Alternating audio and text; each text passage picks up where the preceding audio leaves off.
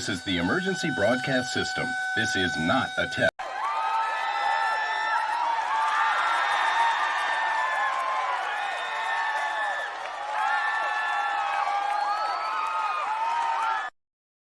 Who taught you to hate the texture of your hair?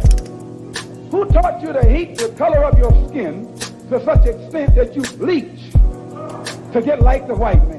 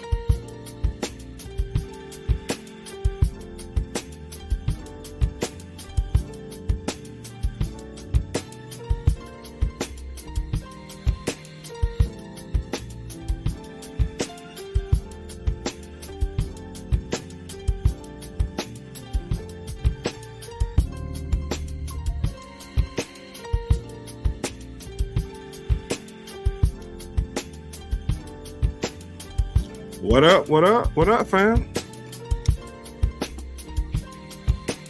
What up? We in the building, man. We back. Another amazing episode of Crumb TV. It's your boy M.O.I, man, checking in. I told you I'm gonna be going live a lot more. Here I am, right? So today, man, we have a really dope impromptu show that we're gonna get into. Got a call from a man, and I've done work with this guy before. He's working on a dope ass documentary right now. So when he hit me up to come on live and have this conversation, much needed conversation has been happening in our community. I'm excited, and we got some other amazing guests in the building too. So this is going to be one of my first time hosting something this great and amazing over on the platform. Shouts out to Crumb TV. And as we always do over here, man, we got to do the check-in. My great brother Crumb does the first responders, but I try to read every damn body because I want y'all to share this. We're at 37 right now, y'all. We got to get those numbers up. Get those numbers up, man. Share it. Share it. Share it. True King always in the building. Peace and love, God. D Nice. Hey, D Nice, you might be one of my top jokers over on TikTok, bro. Checking in ASAP. As soon as I post it, D Nice on that shit. Appreciate you for the love, man. Music Land HQ 82. Peace and love. Hey, bro, I'm not sure if you the one that got the tracks or not, or the beats or not. Because I put out last time that we're going to be screaming. If you do beats, the sounds you hear in the background right now, sounds provided by my boy Marquise Town, questbeats@gmail.com. Rapper, trapper, anybody want to get on these tracks, man. I'm gonna be bumping his shit the whole show. So if you hear any beat come in the background, it's his. Get at this brother. And as we said last time, we also are looking for people who want to share their beats. It's $10 per track, bro. Check in with us. We got you. We don't mind showing love. Send in your demo. Let me give you the email, send it to. Because that wouldn't make sense, right? I've got so much going on, man. I'm super excited about this show. And the beats are jamming too. That's the email right there. Once again, if you're a beat maker, show some love. We'll show some love to you. $10 a track. That's it. 10 beans, and we'll scream your shit. You know we got a big platform. Think about it. License free. So, man, let's get into it, brother. An amazing show today. I'm super excited. This brother right here, man. I got your emails too, bro. I just gotta have time to sit down and tap in with you, bro. I promise you, bro. I see you. Solo 5000 always in the building, man. Peace and light. Oh, you already know. Listen. You already know, man. Pen and pad game, man. Come on, man. Stop playing with us, man. Get your pen and your pad. There's a reason they're saying that. Get your pen and your pad. It's the paper and pen gang, or the pen and paper gang. I actually was showing y'all these the hoodies and shirts. Show your boy some love, man. Show me some love, man. My pen and paper gang out there, man. Got the hoodies, the joints. This is my clothing line. This is what I created. This is what I came up with. And I love it because it's given the 90s. I think it's just a bucket hat to give you the 90s swag, though. Get you a pair. Now, I ordered the hoodie already. I got the hoodie. I got a pair of white Levi's. And I got the hat. And I got some shell toe Adidas. That's the energy we on. But without further ado, man, let's get this thing started. I'm giving y'all time to share this shit because we ain't got as many views as I want. I don't like that. Let's share it. Let's get it out there. It's middle of the day. We woke. Crom is in the audience. Crom is like big bro. He's always watching. Shouts out to Crom, man.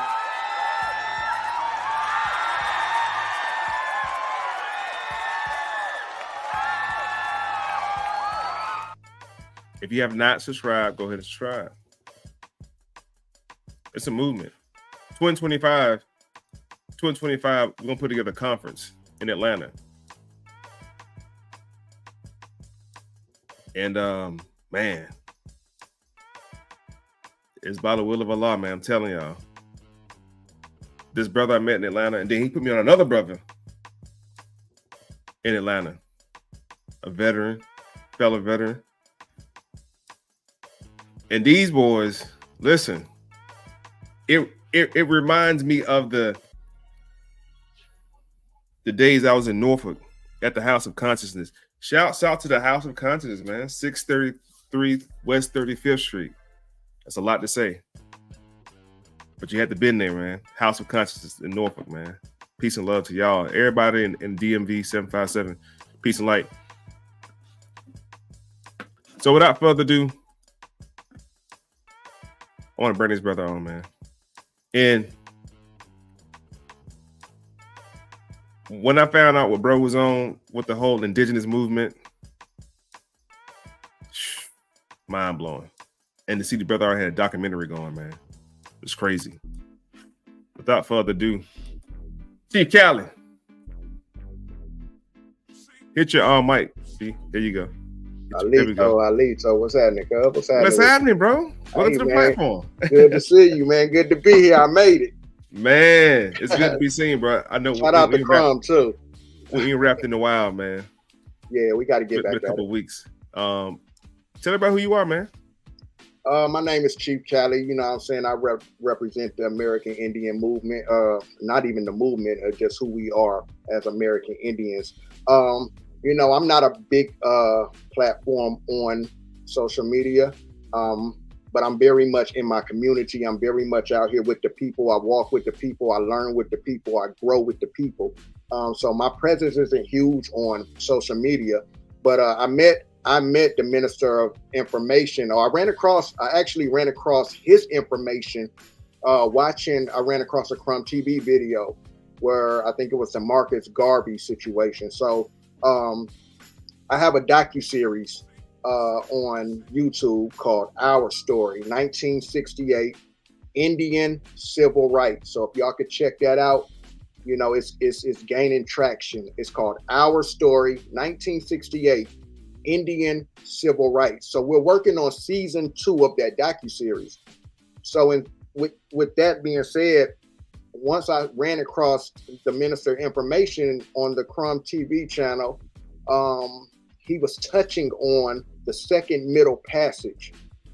And I thought that was very, very important for us to deal with in season 2 of Our Story. So I reached out to the brother, and the brother reached back out to me and said, let's do it, man. So we linked up, we pulled the cameras out, man. And I'm sure y'all probably have seen the clips of him, but we pulled them cameras out. And oh yeah, we're gonna run them clips too. Yeah, my brother, just gotta find them. My other brother came through, man, and we had a great time filming, you know, for this docuseries. Listen, you said the joint's over on YouTube, because I want to make sure people will support this. Our Story. Yep, Our Story, 1968. Matter of fact, I think the clips of you I think we put them over there also to let them know. Our Story, 1968. Yep. 1968. Let's see if it comes up over here. Yes, sir. There it is. Yeah, I believe. Get up on the big screen for you real quick. Mm-hmm. Hey, y'all, listen. You still got time to go ahead and share this live, man. Everybody sharing this live, bro, because we're about to go in. Okay. Yeah. Click on the main page, because I think I added more videos. I got you. I hope I added you in there. I think yeah, there you go, right there. Yep. See, y'all see what it is, man. The South. The president of the South was Jefferson Davis, not Abraham Lincoln. So Lincoln could have stood at the top of the Georgia mountain and screamed all he wanted to, did mill a hill of beans. Which for me fucks me up, because it's like the fact that Lincoln said that, and the War Department issues what's called General Order Number 15. This is going through the Civil War phase. Civil War happens, Negroes are scattered, POWs, war camps. General Order Number 15 says, give back 40 parcels of land. If you look up and read, it says 40 parcels of land, and this was headed up by the Freedmen's Bureau. 40 parcels of land are offered to Negroes to come back. He said, come back? Hey, we ain't gonna give it. Go watch it. They getting into it. Like, oh shit, what do I say? You did. It was excellent film. Listen, man, it was excellent film. I enjoyed it, man. And we're not even done. Enjoyed it. We're not even done. We got a whole nother part that we need to deal with. But when I showed people the clips of you, man, they were like, yo, I can't wait till this drops. So we got it coming. You know, I'm doing the editing, I'm doing the filming, I'm doing all the doing it all. The information. So I'm only one person, but it's coming. Season 2 of Our Story. That's what's up. Now, season 2 is called 1977 Roots. Now, you also introduced another brother that came in. Yes, sir. Tell me about this brother and how you guys met. So this brother right here, I met him. I was out in the community doing community work, helping with the homeless, feeding and clothing the homeless, doing genealogy events and things like that. And when he ran across me one day, headed out to feed the homeless, he hit me up and said, where you gonna be at? I told him, and he showed up. And every time I went out to deal with the homeless, he's shown up. You know, and we've been friends ever since then. Now, you know what I'm saying? So I'm gonna tell you what was so impressive about this brother is when he came in the room, he immediately, the conversation, bro, was already up there. I'm like, yes, he's gonna be easy to talk to. He already know what's going on. There's a lot of people you run across, man, they don't be knowing basic history. And what I love about this brother is he was taking the history part dead serious. So without further ado, big bro. Hey, what's good? What's good, man? What's good? Appreciate y'all having me on. Shout out to Crumb TV, man. I appreciate all the work you do. Matter of fact, half of the start of the history that I learned started with you, and then I kind of went from there. But really, I actually started before I even came across Crumb TV. I started on the whole Hebrew Israelite movement, right? And one thing from Isaiah says to help the widows and the homeless, help the children. And I came across Cali at the same time as I was learning that lesson. So, and he wasn't on the Hebrew talk at the time, but I was like, I don't really care. He doing what it say. So I'm gonna go ahead and put this action to work with him because he already got to speak to the pavement. You know what I mean? Right. And that led me into genealogy, which led me on a long rabbit hole to the indigenous nature of our history. And then I went from there, man. That's what's up, bro. Well, it was an honor meeting you, bro, and talking to you. And every time we get into an exchange, especially when I can talk to people and they already have a higher understanding of lessons, rules of engagement, just debate, conversation. It's always a pleasure, man. So it was definitely an honor to meet you. Now, dealing with the topic at hand today, switch gears for a second. You have a sister that I'll let you introduce and I'll bring her on and she can speak her part. But I'm so glad you brought a sister on because today's topic, I think, deserves the conversation between the masculine and the feminine principles. So gratitude ahead of time that we got her on here. I'll let you introduce who she is. Though. Yes. This is my sister, Neo-X. Many of you may know Neo-X. She has her own platform. Very, very, very enlightened sister. And one thing about her is I spoke to her and I told her, you know, if she came on this panel, she was coming on a panel of some very respectful brothers, you know, so she didn't have to worry about that. And also, she said she was looking for a certain type of information. She didn't too much want to hear about feelings and emotions. She kind of wanted to get some facts on some things. So I asked her, you know, once I told you about her and you said, hey, I'd love to have her on, you know, I reached out to her and my sister is always up for an intellectual conversation. This is Neo-X. This is my sister right here. Peace and love, sister. Tell the people who you are. Peace. Peace. Can you hear me? Because I have to put on my Bluetooth mic. Yeah, we got you loud and clear. Yeah, I hear you. That's good. All right, peace, Callie. Callie, thanks for inviting me on the show, and I appreciate it. You making it clear what my stance is. That, of course, I don't want this to get into a back and forth, insulting each other's intelligence or whatever. I just told Callie I just wanted to see people who choose to support Trump. I just want to see the facts. Like, what is it that they're actually saying Trump does that's good for Black people? And I would just want to make it clear where I stand on this. I pretty much just believe that both parties use Black people to a certain extent, right? They capitalize off our ignorance and all that. And I just feel like before we choose a side over the other, is it a logical or reality? Is it reasonable? Like within reason to support one group over another, or should we just go independent? Because that's what I mostly push, that we should be independent if we're gonna criticize one party over the other, because they both got their issues. I'm gonna tell you this right here, respect. You're the first person of color I heard actually talk about the independent ballot. Me too.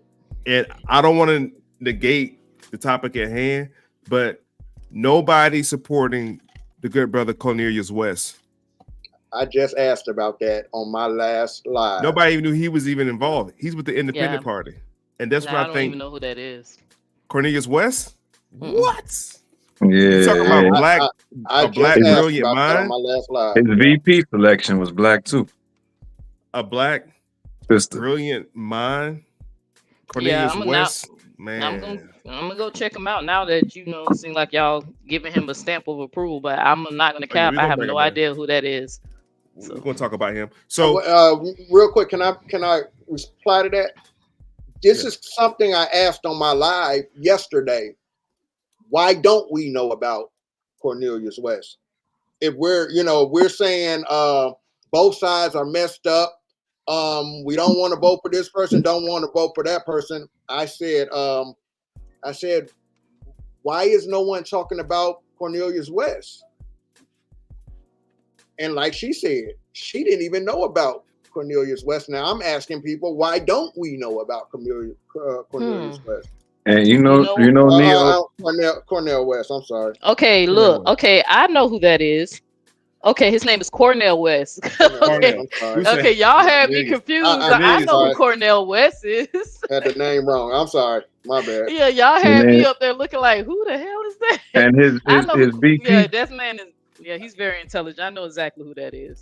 His VP, Melina Abdullah, that's a black sister, and I'm not gonna say you, Neo, because now that you saw him, you realize who he was, but most of us in our community are caught up on the emotional loyalties in politics, when politics should always be transactional. It should never be. We need you to be part and parcel. Let's check them out real quick, wrestling with this corporate duopoly, this two-part system that impedes. It gets in the way of the unleashing of the kind of policies of abolishing poverty and homelessness, of dealing with working wages, cutting back on militarism, and most importantly, trying to ensure that the best of who we are as a people can be more manifest, can be more concrete, because the crisis is real and these catastrophes are bombarding us. Please come join us. And now to finish what I was saying, I think we as a people have been convinced to be caught up in the emotionality of loyalty, but politics should never be an endless loyalty to anything. It should be a transactional exchange at all times. But because of that loyalty, we don't even look into the other options. Most of us throw our plot behind Democrats without even thinking about anything else. True. And I just like to say, on this panel right here, I'm here to learn too. I'm more. This panel right here, hey, they high value on the information. I have my stances, I have my feelings, but this is a great panel of minds right here, and I'm here to learn something too from everyone. So let me kind of facilitate for a second. My first question will be to Chief Cali. Right. Are you for or against Trump, or are you for or are you against Cam?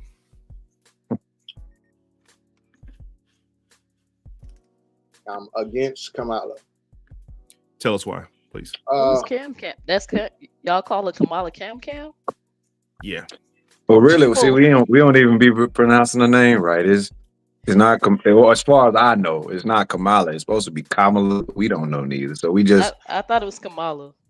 Yeah, we don't. It's been about 5 different pronunciations. So we just keep it simple. Okay. So why won't y'all find the correct way? Why won't y'all look up to see what's the correct? Because I could have sworn it was Kamala. Yeah, and I was corrected at one point in time in a conversation with some supporters who say it's Kamala. So I can't tell you for sure. I think the Republicans said Kamala. I think they said that. Yeah, I've heard it's Kamala. I've heard it's Kamala too. That's the reason I said Cam. Yeah, exactly. But I heard that from people who support it. They told me that if you can't say it right, well, then don't even talk about it. I said, okay, my bad. Kamala then. So Chief, tell us why. Kamala, I'm looking at how long she's been in politics. And then, so I'm looking at from when she was out there in California. I'm listening to the people of the land of California who are they have a very disdain for her. out there in California. So now I have to look, why do y'all have a disdain for this woman? When you listen to the people of the land, I have family out there in California, out there in the Bay. I have family out there.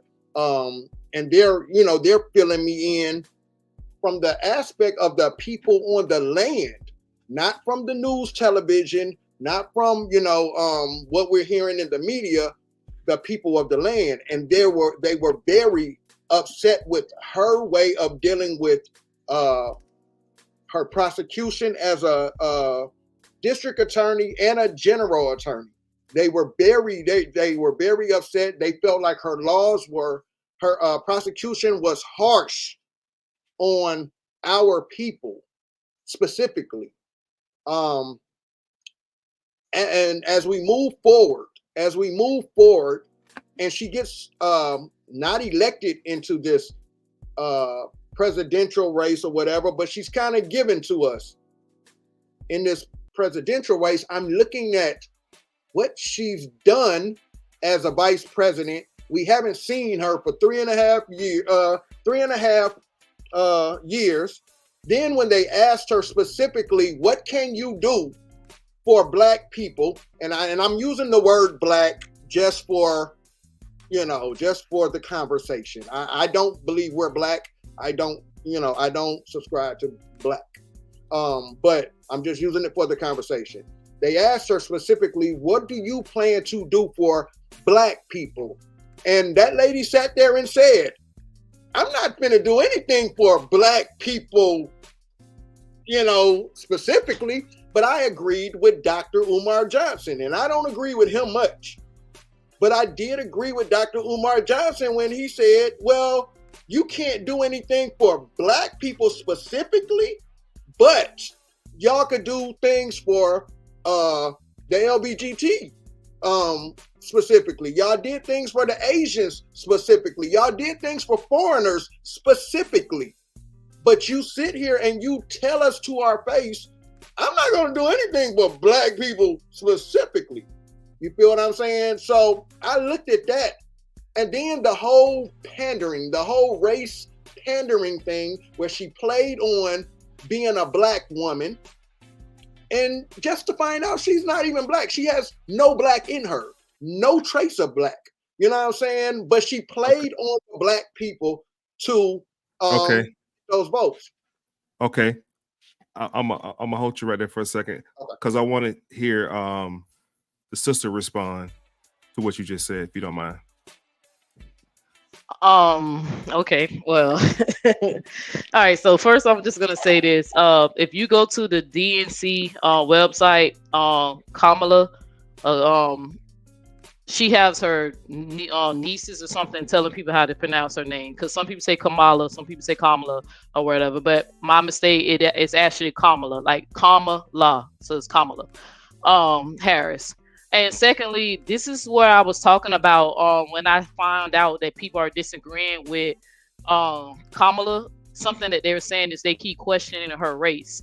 And this is the issue that I have sometimes with Black men, because anytime they want to make excuses to date outside of their race or date a woman that's biracial, they try to use that 1 drop rule and say, well, she has 1/4 or she has 1/8, she has 1 drop, so you're Black, that dominates everything. And I feel like it's unfair when it's now in question when it comes down to the future president of the United States, or the potential future president of the United States. We want to pull the race card, is she Black enough? Because my understanding, her father is Jamaican, right? He's Jamaican. And I never heard of Jamaican. That's not true. So her father's not a Jamaican man? No. He's who's her father? Indian. He's an East Indian man. He was raised in Jamaica. Can I respond to that portion? Hold on. There's a lot of East Indians in Jamaica. Always have been. Curry, and that's who they are. They call them the women. They call them coolies. Mm-hmm.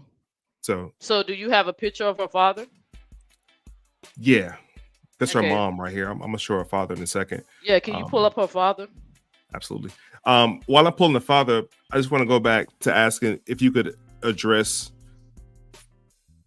the original part, which was what Chief Khaled was talking about, dealing with how harsh she has dealt with black men. Because you made it. Oh yeah, definitely. I can touch on that real quick, and then we're gonna touch on how Trump was very harsh to black men. Okay, so harsh that his administration executed 5 black men in his last days of president. So we're gonna keep it fair. We're gonna criticize her, and we're gonna criticize Trump. Now, from my understanding, Kamala was a prosecutor. Her job is to prosecute the people who come through the court system who have allegedly committed a crime. If it's enough evidence out there to suggest this person has committed a crime, her job is to prove the state's case and to prosecute the criminal. Like, that's not just a Kamala thing, that's every prosecutor. Even a prosecutor who was prosecuting me when I was facing 5 years in prison for a crime I allegedly committed. I didn't look at that white man or a white woman and said they only doing this because I was black. I was alleged to being committed a crime, and the state brought charges up against me, and it was my job to show them that I was innocent, or defend myself, so I do not get arrested and lose my rights. So we can definitely talk about that, because I hear that rhetoric a lot, that she was so hard on black men. All prosecutors are hard on criminals. It's unfortunately that black men do get caught up in the system, and sometimes I'm sorry, brother, the music is a little distracting. Can you just bring it down like 1 or 2 notches? For sure. Just 1 or 2, just like 1 or 2, because it could be my Bluetooth, because I do have headphones on. But from my understanding, we know that the justice system is unfair to black men, period. That's one of the things that we're constantly fighting today. This discrimination on why you guys get more years versus a white man committing the same crime. That's not a Kamala Harris issue. That's an American issue. Y'all been dealing with that shit since they executed a 14-year-old in America from allegedly raping some girls, right? I forgot the young man's name, but he was like 14 years old, the youngest person to ever be executed in America. So we can't sit up there and put that on Kamala. Oh, she was harsh. That lady was a prosecutor, and her job was to prosecute, period. But you could also talk about Trump. Trump let black celebrities go, but he killed the common black man who was facing execution because they was on death row. You can look this up. You could Google it right now. 5. In his last days, we know about at least 5 that his administration is responsible for executing them. Black men. I think that's more harsh than sending them to prison, that you take their life over a crime that they probably didn't even commit. One of the guys was in the innocent program, and they were saying that he was actually innocent, and they had proof that he was innocent, but the court system wouldn't overturn, and Trump didn't pardon him when he could have. He chose to let Lil Wayne and Kodak Black go. Okay, what was this he's talking about? Trump executed 5 black men? Type in Trump administration execute 5 black men in his last days of presidency. Okay. I'm sorry, I got a speech impediment, brother, so sometimes the words gonna come out a little jumbled. I got you. Trump executes black men last days of administration.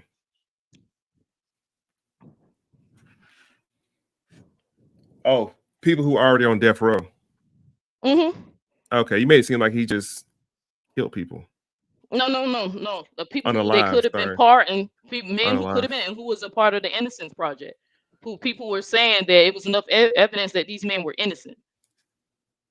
Oh, you saying he didn't free them?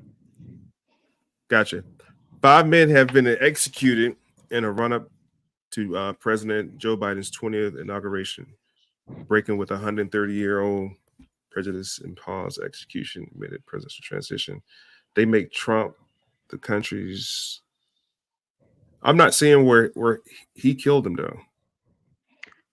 The 5 execution began, convicted killer. Start right there, because you see the title, right? You see the title of the article, right? Because you got to read the whole thing before you can say you don't see what he executed. You got to read the whole article. I just put it up there so it's a source so the people can read it for themselves. Okay. But what's the title of the article? Did you read the title of the article? Yeah, but that's media though. That's a little misleading. No, you don't even know, brother. You didn't even read the article. You assume it. In You didn't Trump's even. final days, a rush of federal execution. Mm, I can read very well. I didn't. I can read very well. I I'm didn't just say trying you to couldn't find read. I out. said you didn't read, brother. I didn't say you couldn't Um, read. the 5 execution began with convicted killer 40-year-old Brandon Bernards, who was put to death. They ended up with the death of.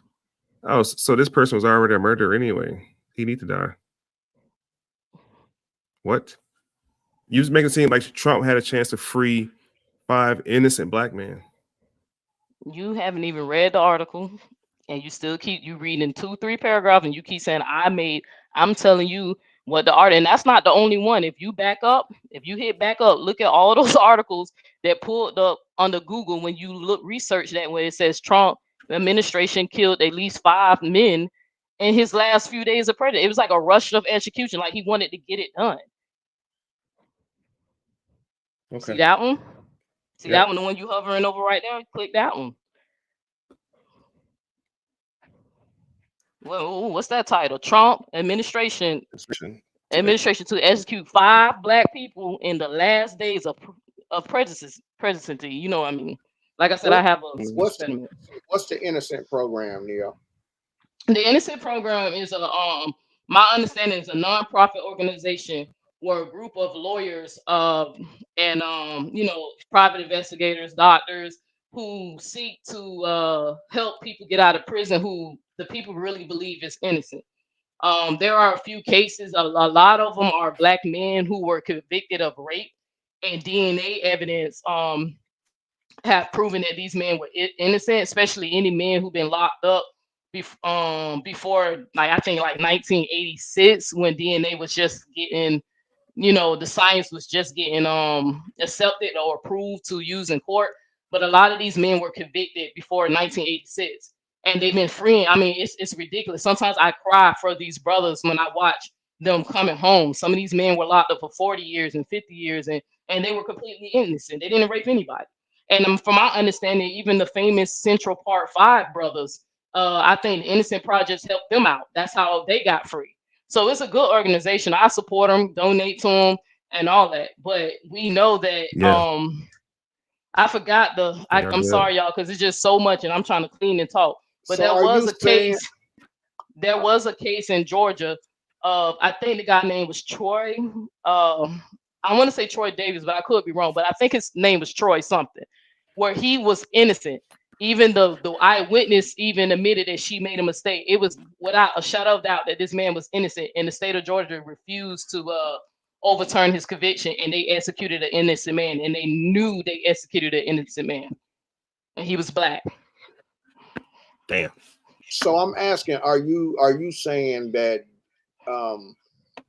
these men had a chance to, because these are convicted criminals, they had a chance to, did they not get a chance to go through the innocent program? Or it takes time, it takes money, it's so many people, and it's not just black men. They help other people of different races, but we know because of the unfair system here in America, majority of those men who are being prosecuted and they're innocent are black men, right? And it's maybe And it's many the of those resource. men are under government. Many of those men are in the states, and those governors and those prosecutors are just like Kamala. They're enforcing the law unproportionately or disproportionately on people of color due to the judicial system. So to your point, which I agree with everything you're saying, but those brothers are in those conditions due to prosecutors who are like Kamala in California. Can you Nia, I'd like explain? to ask if you were sure. I just want to know Okay. if you know if they went through their appeals process before even getting They into this they innocent at thing. they absolutely did. That's because I think that's what happened to the Mr. Troy man. But it was proven, like, because he ran out of pills, and even though it was evidence that he was innocent, he ran out of pills. They executed an innocent black man. It's a famous case in Georgia. I just got to go look up his name. I forgot his name. But going back to what the brother said, you said these men are like Kamala. I mean, these people are like Kamala. So if I show you a Republican, a person who supported Trump executing innocent black men, that makes them like Kamala.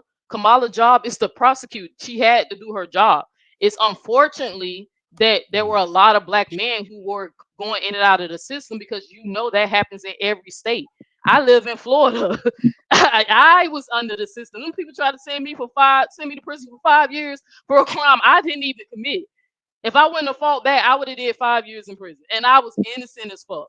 So for a little context, I knew because I was black that I was not even getting fair treatment. I literally had to fight for my life, bro. And I agree with you as well. Hold on for a second. Go ahead, Greg. For context, though, why he's saying that they're the same as Kamala is because it's her job to prosecute. It's not her job to hide evidence like these people did as well. And she also did that. She hid evidence on numerous cases to keep people on death row. Gavin Newsom was actually the person who forced her to release that evidence. But that's not even the worst, or not the only thing that she did. She also forced prisoners to stay in prison after their time so that they could be cheap labor for firefighters. Now, that was her directly. They so said that's Trump's not administration. His administration is not him, unfortunately. This is her directly. Exactly. And this is the difference. That's the difference. His administration may not have gotten those things to him fast enough for him to view, or he may have. I don't know. I'm not going to make him a saint, because no politician is a saint. However, she directly did this. And this is the difference between the two. She made sure to hold people past their time so that they could be cheap firefighters during the time that they had fires jumping off in California. And to even go further into that, Trump had already given to Gavin Newsom a solution that would have stopped all of them forest fires from happening, because it would have brought water to the area. But they wanted to keep smelt fish in hatcheries, so they diverted the water to the north and kept it away from the areas that are dry. And she knew this, and she still did what she did. So I understand that you're trying to make a comparison. And again, I'm not saying he's innocent, but it's just a false equivalence, because he wasn't directly responsible for that, where she was directly responsible for that. And that's not her job. It's not her job to make you stay guilty when you aren't guilty, or hold you past your time so that you can serve a purpose. That's not her job. As a DA, there's a specific thing that she's supposed to do, and she stepped far outside of that purview. So when Trump tried to push the state to execute 5 teenage boys who was convicted of rape, yeah, and that after they were convicted, they admitted. Hold on, Greg. Can I finish? Hold on 1 second. Before you go further, Trump does not have the authority over states. That's not how government works. So let me know when I can finish. Please go ahead. Okay. So when you had a president who tried to execute little boys, so they deserve death because allegedly they raped a woman, right? And y'all are saying now that, according to Kamala, at one moment when y'all asked me, I think it was the Minister of Information, you asked me, well, those men deserve to die because they was found guilty and they was convicted. Now with Kamala, you are saying that she was trying to hold the people in there longer than their sentence, or she was sending innocent people to jail. I'm a little confused on how y'all can't see the contradiction. I'll give you the context on that too. And then I would like to see, and I would actually love to see the source of y'all saying that this woman allegedly made people stay in prison longer than what they supposed to, because the ads that I've been watching on TV that keep calling up about her, they said that she was too lenient on the prison, that she let some man go who should have been locked up, and allegedly this man got out and killed a whole family. And they said because she didn't prosecute hard enough. Yeah, he was an immigrant. So that's but hold on. So I'm a little confused. Like, one moment y'all saying she too harsh and she keeping people longer in prison, and then now I'm watching ads and them saying that she wasn't hard enough. And she was I want to be able to respond to you without having to respond to too many points at one time. Okay, I'm just trying to keep it in this proper context. Okay. Go ahead, brother. So with the context, as far as the person that she allowed out and who she was lenient towards, she was lenient towards that person. That person was an illegal immigrant, and she has a history of being lenient towards illegal immigrants. And she also has a history of being lenient towards politicians as well.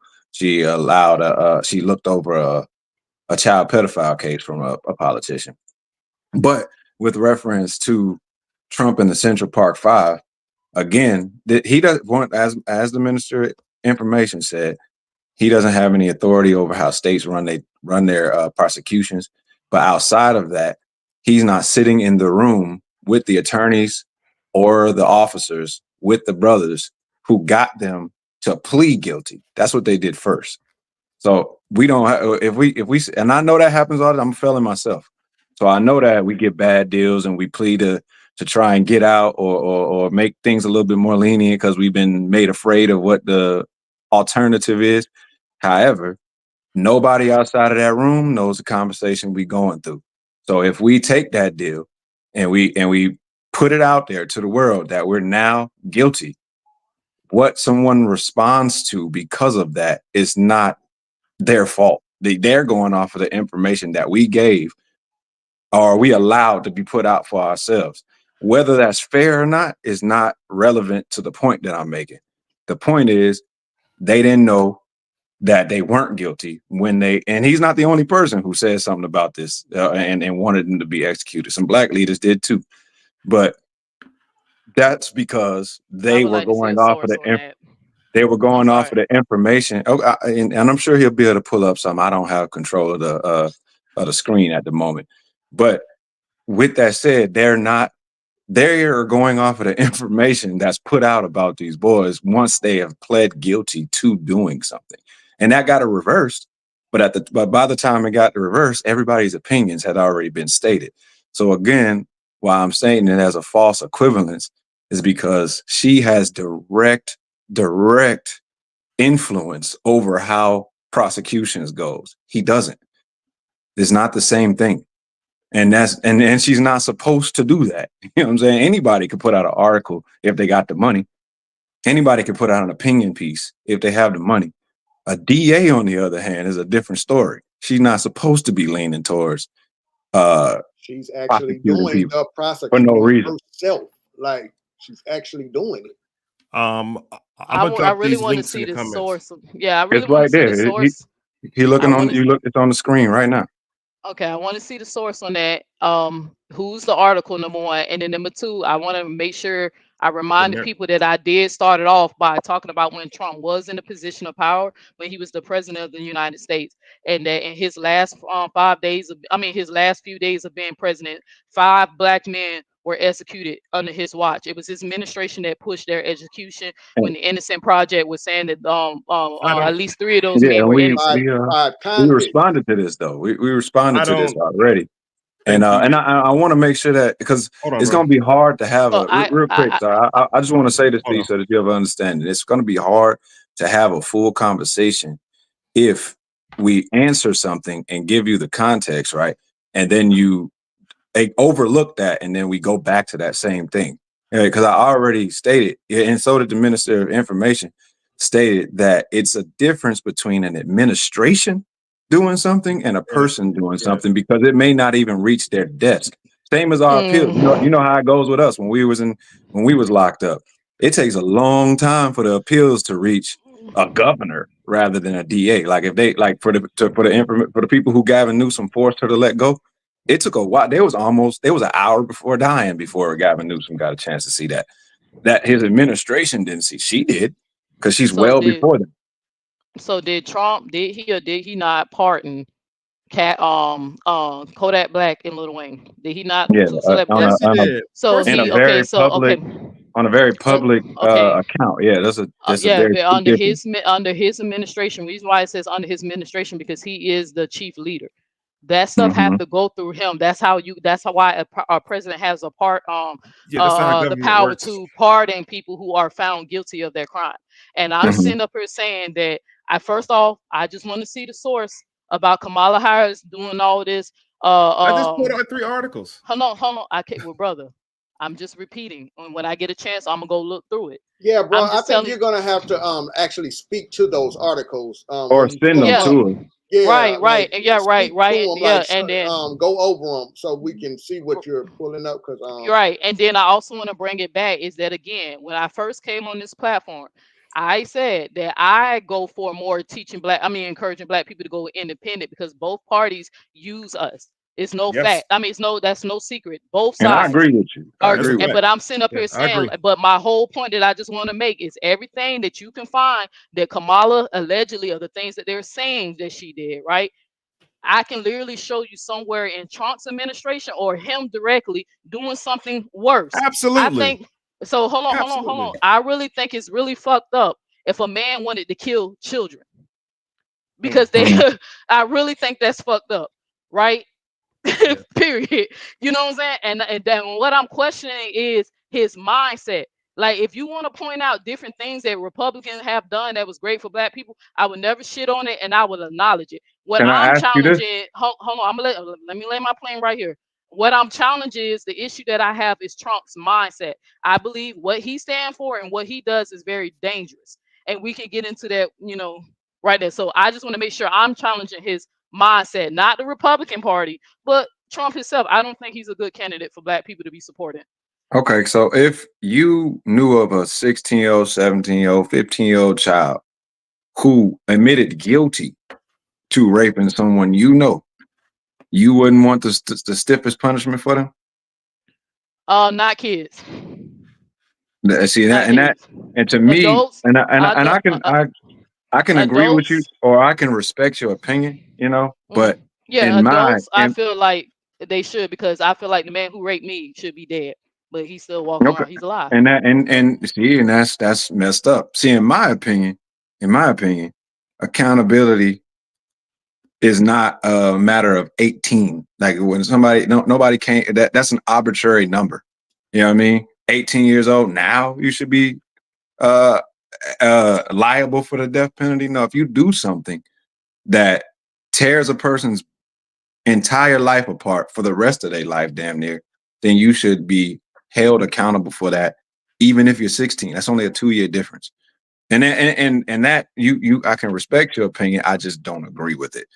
And as far as Trump or Kamala or whoever representing a negative mindset, you're admitting, one, that you would have the same mindset if they were just 2 years older.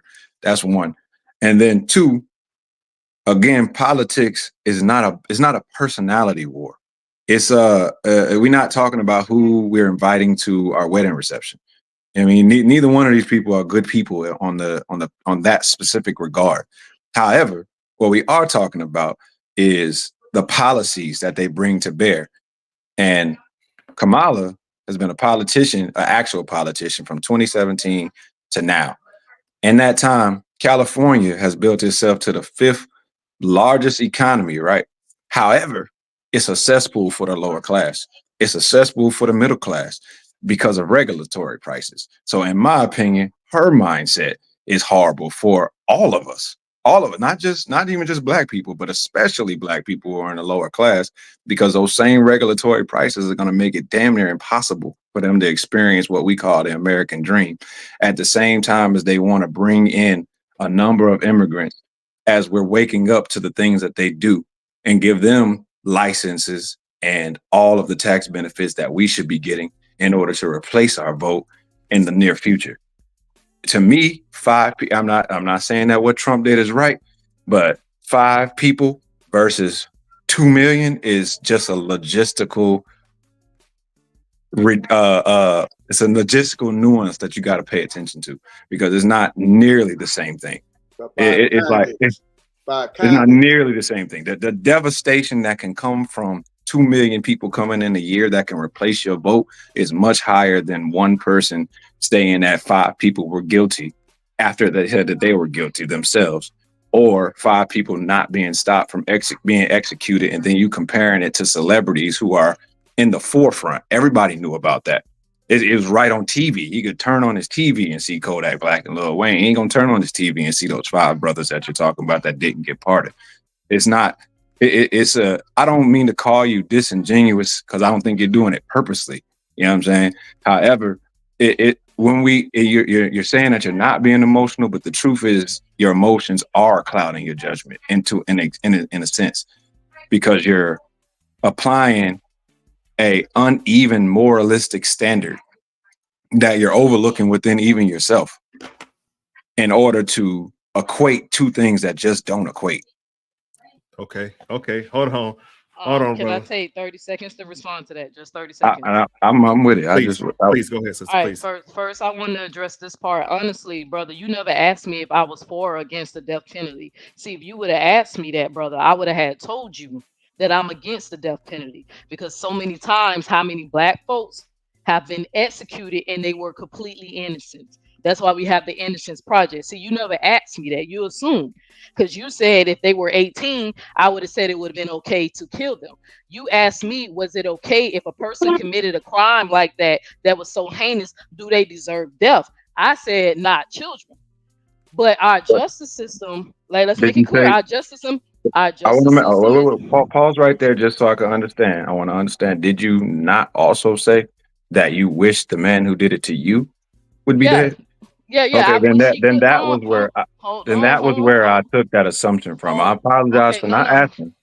Yeah, I mean, but that's where I took that assumption from. I said, I wish because that was something personal to me, right? But there are men that are innocent, and even though I feel like he should be dead, that's what I said. But I'm also against the death penalty because there are so many innocent men who get prosecuted and they're innocent and their life is taken away.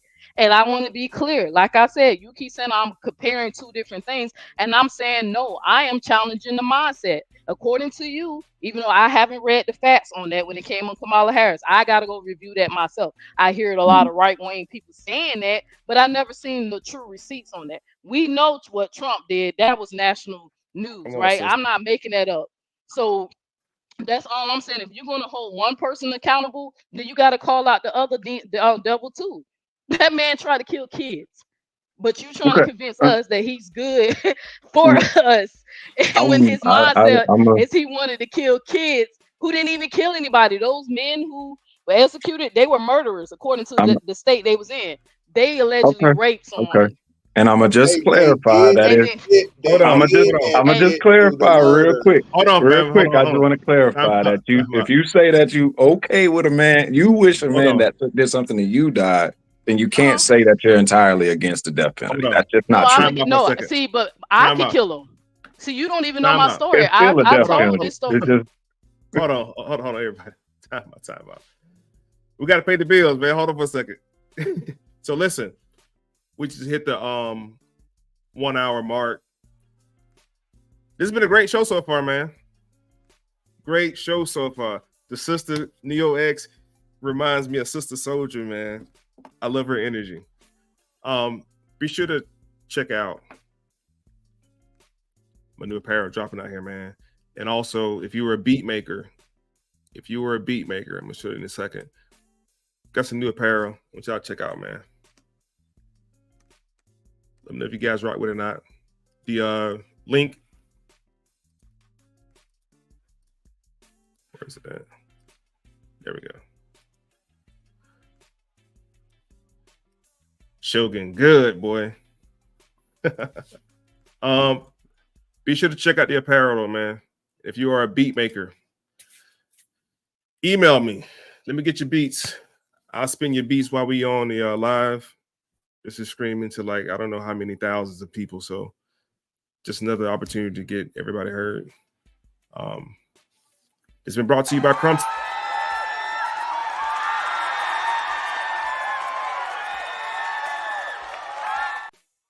That's the platform we on. Crumb TV is the platform we on. Also streaming across YouTube. Who taught you to hate the texture of your hair?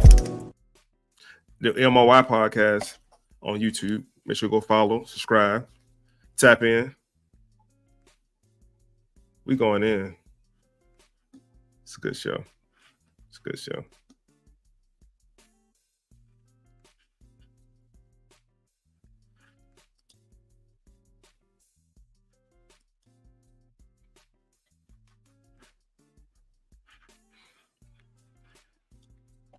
I'll be sure to drop some information on the hoodies and shirts. I'm trying to get this apparel line off the ground, man. I'm going crazy with it. Once again, if you just tapping in or you late to class, I want to reintroduce my panel, man. We're having a great conversation, amazing conversation. I'm gonna start with Chief Cali. Introduce yourself, man. Let people know who you are, how they can find you, your social media, documentaries. Just a quick 20-second intro.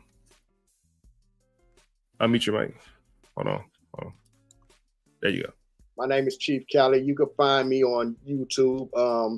The Truth Speaks with Chief Cali. Got a docuseries that's on YouTube right now called Our Story, 1968, Indian Civil Rights. We got season 1 up. We're working on season 2, which will feature my brother, the Minister of Information, and also my brother, Greg Bonchine, in the season 2 of the docuseries.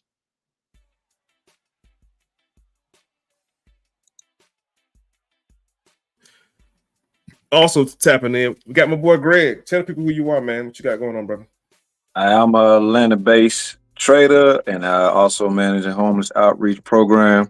Legacy for Change. That's both the training and the homeless outreach.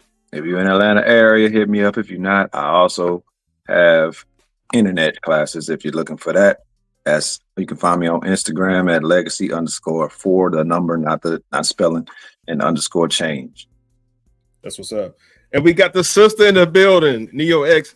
I got to bring you on a platform more often. I love your energy, sister. Tell everybody who you are. If you're on TikTok, Instagram, how they can find you. Y'all already know what it is. It's your girl Neo X, aka the Sniper Assassin. Don't worry, I'm gonna hit one of these brothers at the end of the show with the kill shot. Cali already know how it is.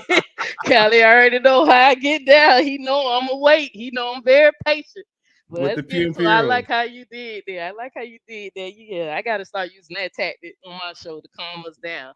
So I like that. I said that boy, so I'm gonna go pay some bills, bro.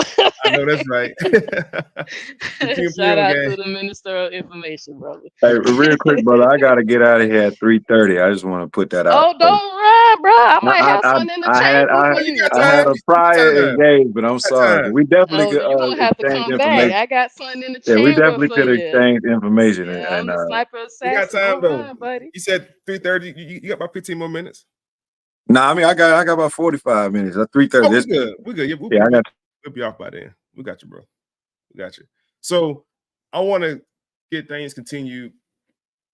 I think you was responding to Sister X comment, and you was just letting her know that the comparison she's doing is unequivocal, story based, because she's saying that the boys up in New York, what do they call the Park Central Park 5. Central Park 5.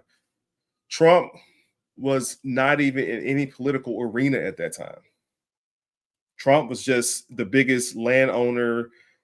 Trump was the money of New York. He wasn't even in office. Nobody's office. Not even his own office. Hold on. Trump was just a regular millionaire talking crap. He wasn't the president. He wasn't the VP. He wasn't in office like Biden, calling little black kids monkeys and animals. Okay. To be fair, did I not start off the argument by mentioning the 5 men who were executed under Trump's watch? I think that's a fair, because I'm telling y'all, I'm challenging the mindset. If you're gonna say Kamala, he was the president. He could pardon. There are plenty. You know how many people what's the man? Obama pardoned who was supposed to be executed, and then he took them off of death row. You know what I'm saying? Or he pardoned them.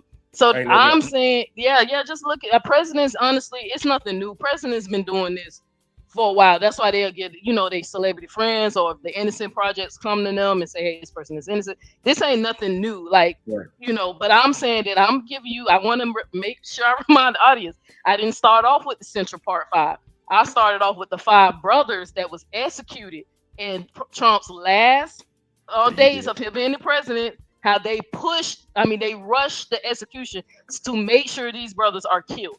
Well, were you aware of Trump administration's Second Chance Act and how many people he released from prison just off of that?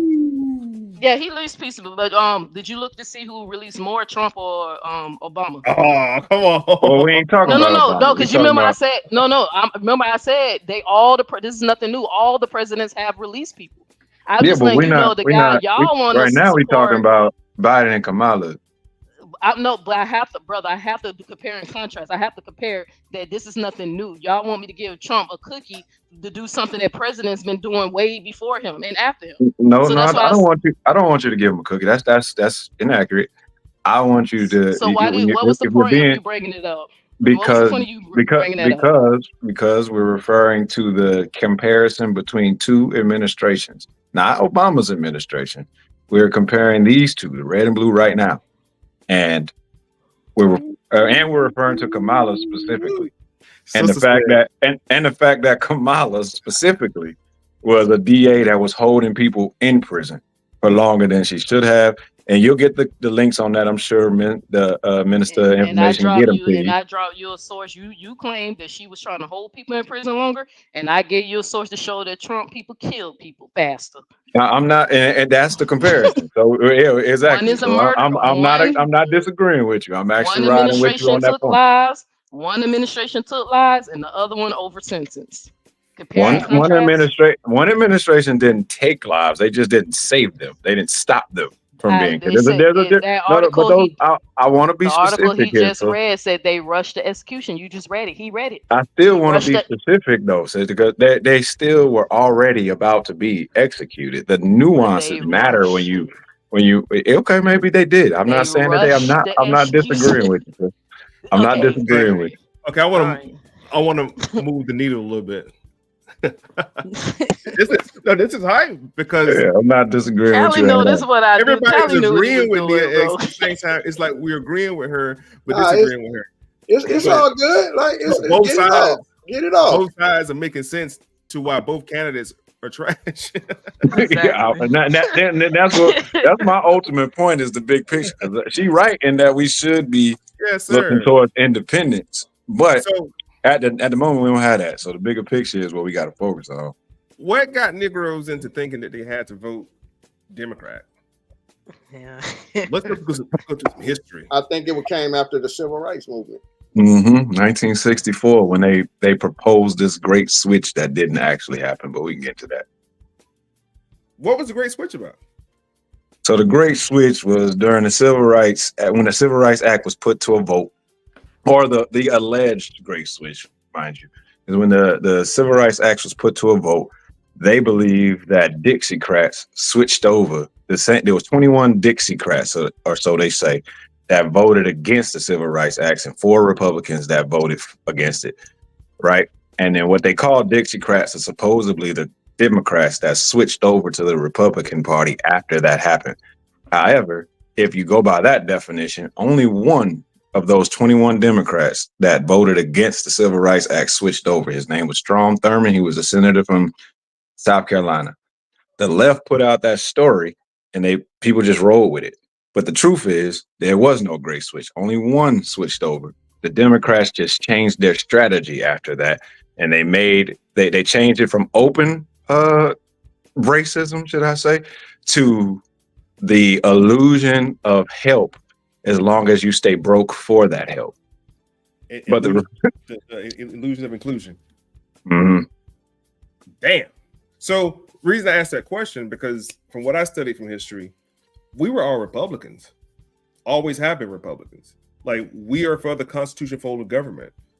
We're for the Republic and for which it stands. Each nation under God, with liberty and justice for all, like all that crap, right? We're for the Constitution to hold the government. So I think who's ever in the Democratic Party, I think black folks feel like we have to vote for who's ever in that seat because the Republicans don't like black people. The Republicans are racist, so on and so forth. When did that mindset switch? Was it in the 60s or was it before the 60s? Or I'll meet your mic, bro. Hold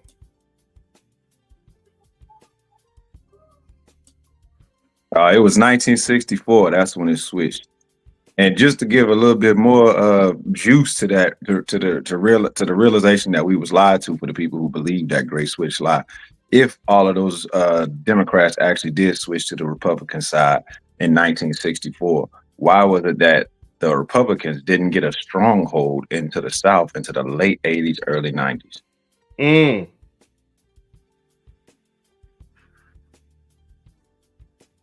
Wow. So when I was doing some research, reason I pulled this up real quick because it's often stated that we feel like we have to vote for whoever's in the Democratic seat, and everybody I researched were all Republicans. Like, this is Hiram Revels, 1870. Now, 1870 is 5 years after the Civil War. According to how they teach Black folks history, this was 5 years after all Negroes were set free off the plantation. So in your mind, there are no educated people. In your mind, there's nobody of significance before 65.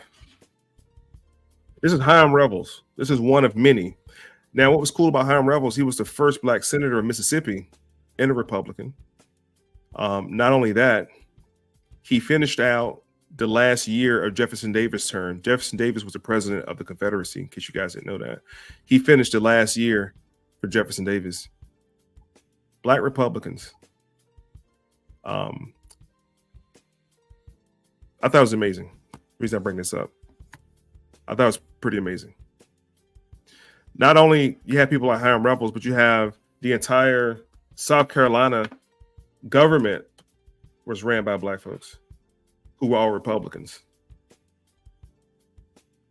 Benjamin Turner, Robert Large, Joshua Walls, Jefferson Long, Joseph Rainey, Robert B. Elliott, all Republicans. Mississippi, Alabama, South Carolina, Florida, Georgia, South Carolina, all Black Republicans. So I just wanted to ask that question because opposite of the Republican Party back then, you had the new Demo system, or Democratic Party. And y'all know who they were ran by, right? KKK. Are you guys familiar with President Lyndon Baines Johnson? Yep. So you'll have Black folks knowing this information, and knowing that Kamala is running for the Democratic ticket, and we still feel some type of, I don't know, allegiance to run to that side and vote. Can I speak? Please. I do have a question for you real quick that you can just add into whatever it is that you're about to say now. Because it wasn't until after we switched over to the Democratic Party that the amount of killing that we do to one another skyrocketed, right? So with that knowledge and understanding that, I was told this about a view that you had as far as being kind of okay with the statement that Lyndon B. Johnson said about us voting for Democrats for 200 years. Why is that and Joe Biden saying we ain't Black if we don't vote for him more pertinent to you or more acceptable to you than something like Black Jobs, for instance? You asked me why I accept the statement of what he said? Who said yeah, I like accept why are people making those statements about what they intend for our people more acceptable than, for instance, Trump saying something about Black jobs?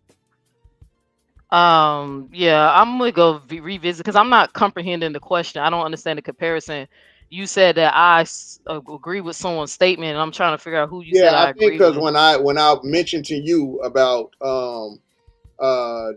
Lyndon B. Johnson saying I'm gonna have these Negroes voting Democrat for 200 years, I thought you said to me like you didn't really see a problem with that statement. No, I said if that's what he said, you know, it looked like it came true, but I told him it's also like the Willie Lynch letter. So I was saying that I was giving the agreement that these people like to capitalize on our ignorance and how much control mentally they have over us.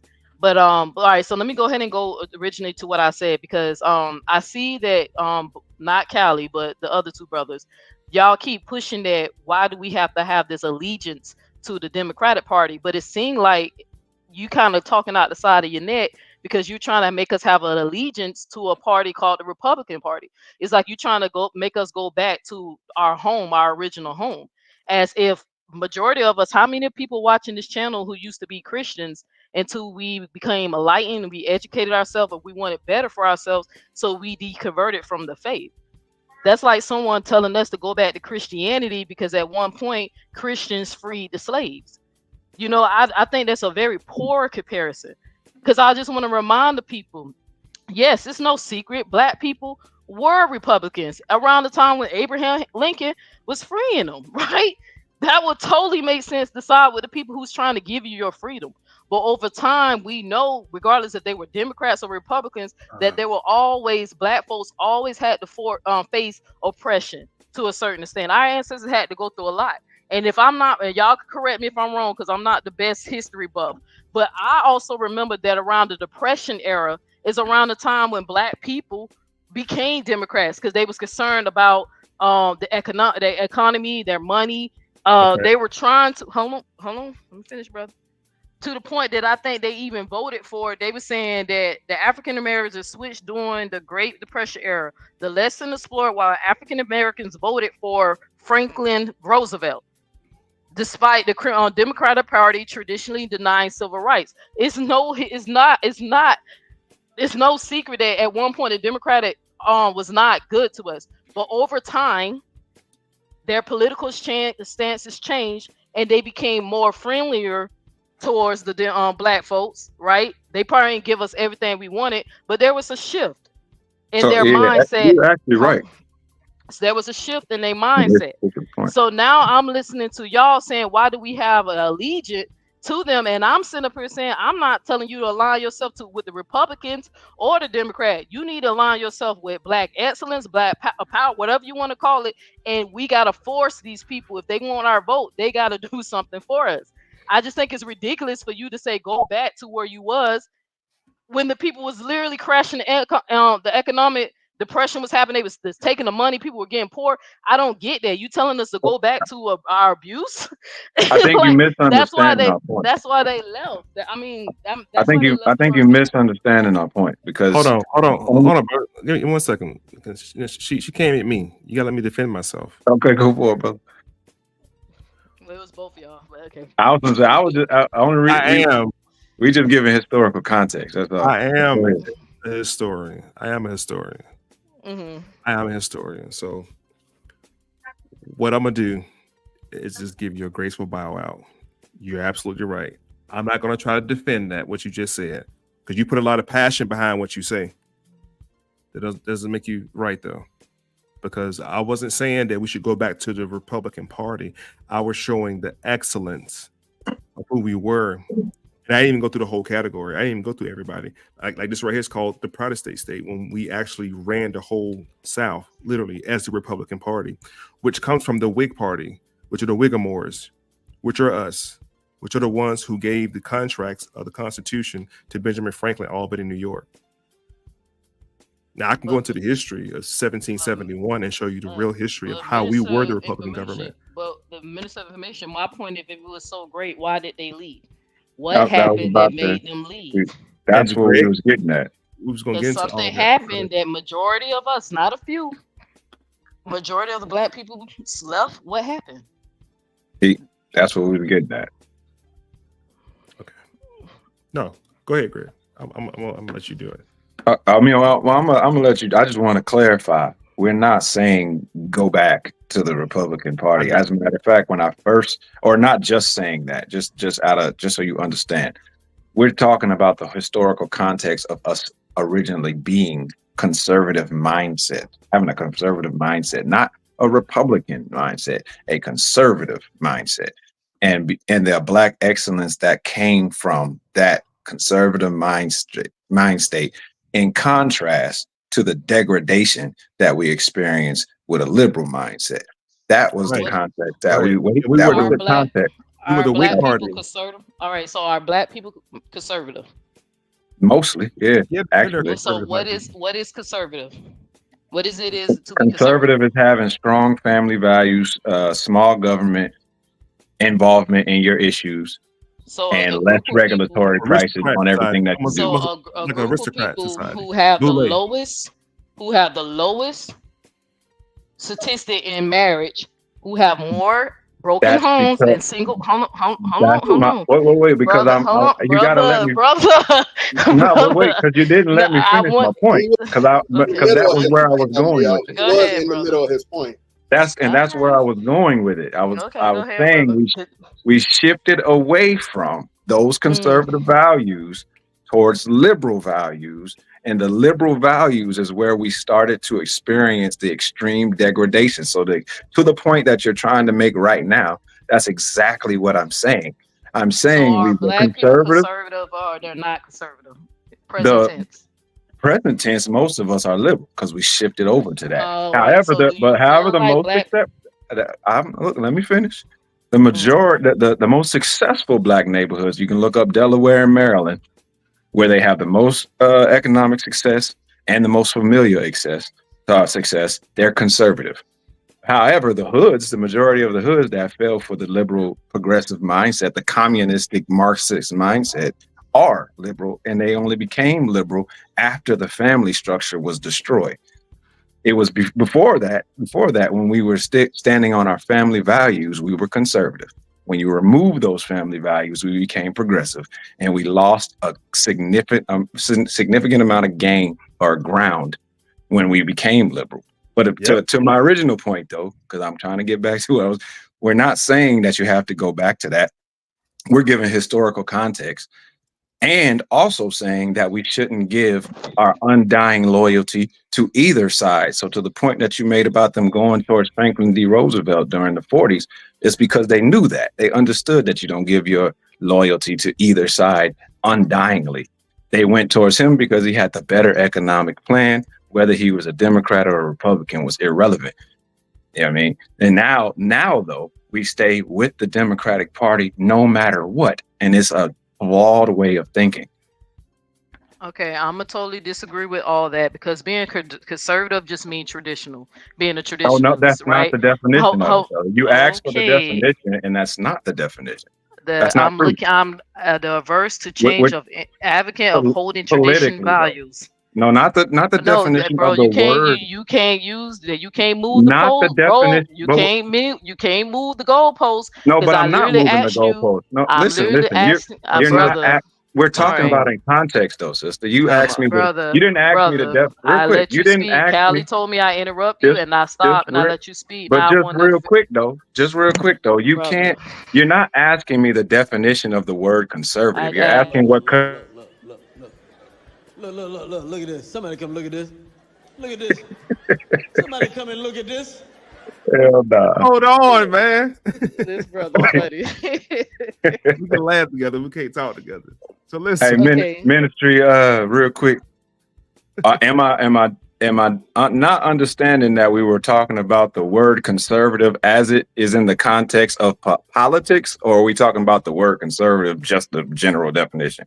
We was talking about in the sense of politics. Okay, That was a very biased. That was a very biased Liberal, question. conservative, liberal, Republican, because y'all Democrat. see what y'all I both see what said they're was saying. more. I see what they're saying, though, I'm sure. Neo. I No, see what they're hey, saying. Callie, They're can I saying finish? you're giving the definition of the word. They're But that's giving what I it in asked. context But of that's what I asked. politics. But that's what I asked. Okay. I asked. So that's what I'm saying. You can't sit up here and say I'm wrong when I specifically asked you, are black people more conservative or liberal? Then you broke down. First you said black people are conservative. Then when I remind you in the condition that we live now, then you went back and back. Wait. No, we used to be conservative. Now we're liberal because of this, and that. And then I asked you, brother, I said, okay, what is it to be conservative? Like, what is the definition of conservative? You gave your definition and you put in family traditional values. You gave an example of what is the tradition. So I'm going to ask both of you brothers sitting right here. There was a tradition, a conservative tradition in this country when your black ass had to be a slave. That was very conservative and traditional. They believe that they're supposed to give their kids, their descendants, give you over to them as property. You was property. That was very traditional.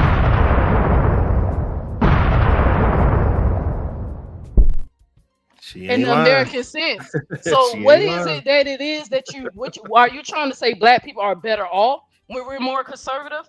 Are we better off when we focus more on building families? Because if you're saying that, For as building families, I'm with you 100%. Black folks need to be healed. We are fucked up. I'll be the first one to say that.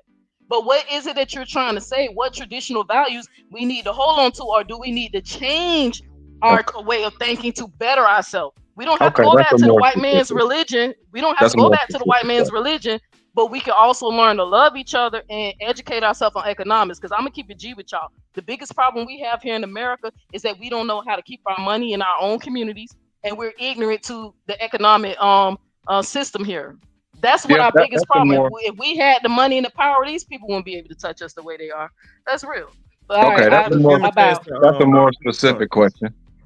And to answer that specific question, we do better when we are politically conservative rather than politically liberal. Not conservative or liberal based on the loose general definitions, but how they apply to politics, because the politics of it include the economics that would help us. See, the reason that the liberal we do worse under liberal politics is because our families are destroyed and the regulatory prices increase our cost of living when we already don't have very much economic understanding. And they also promote handouts as long as you stay under a certain poverty line.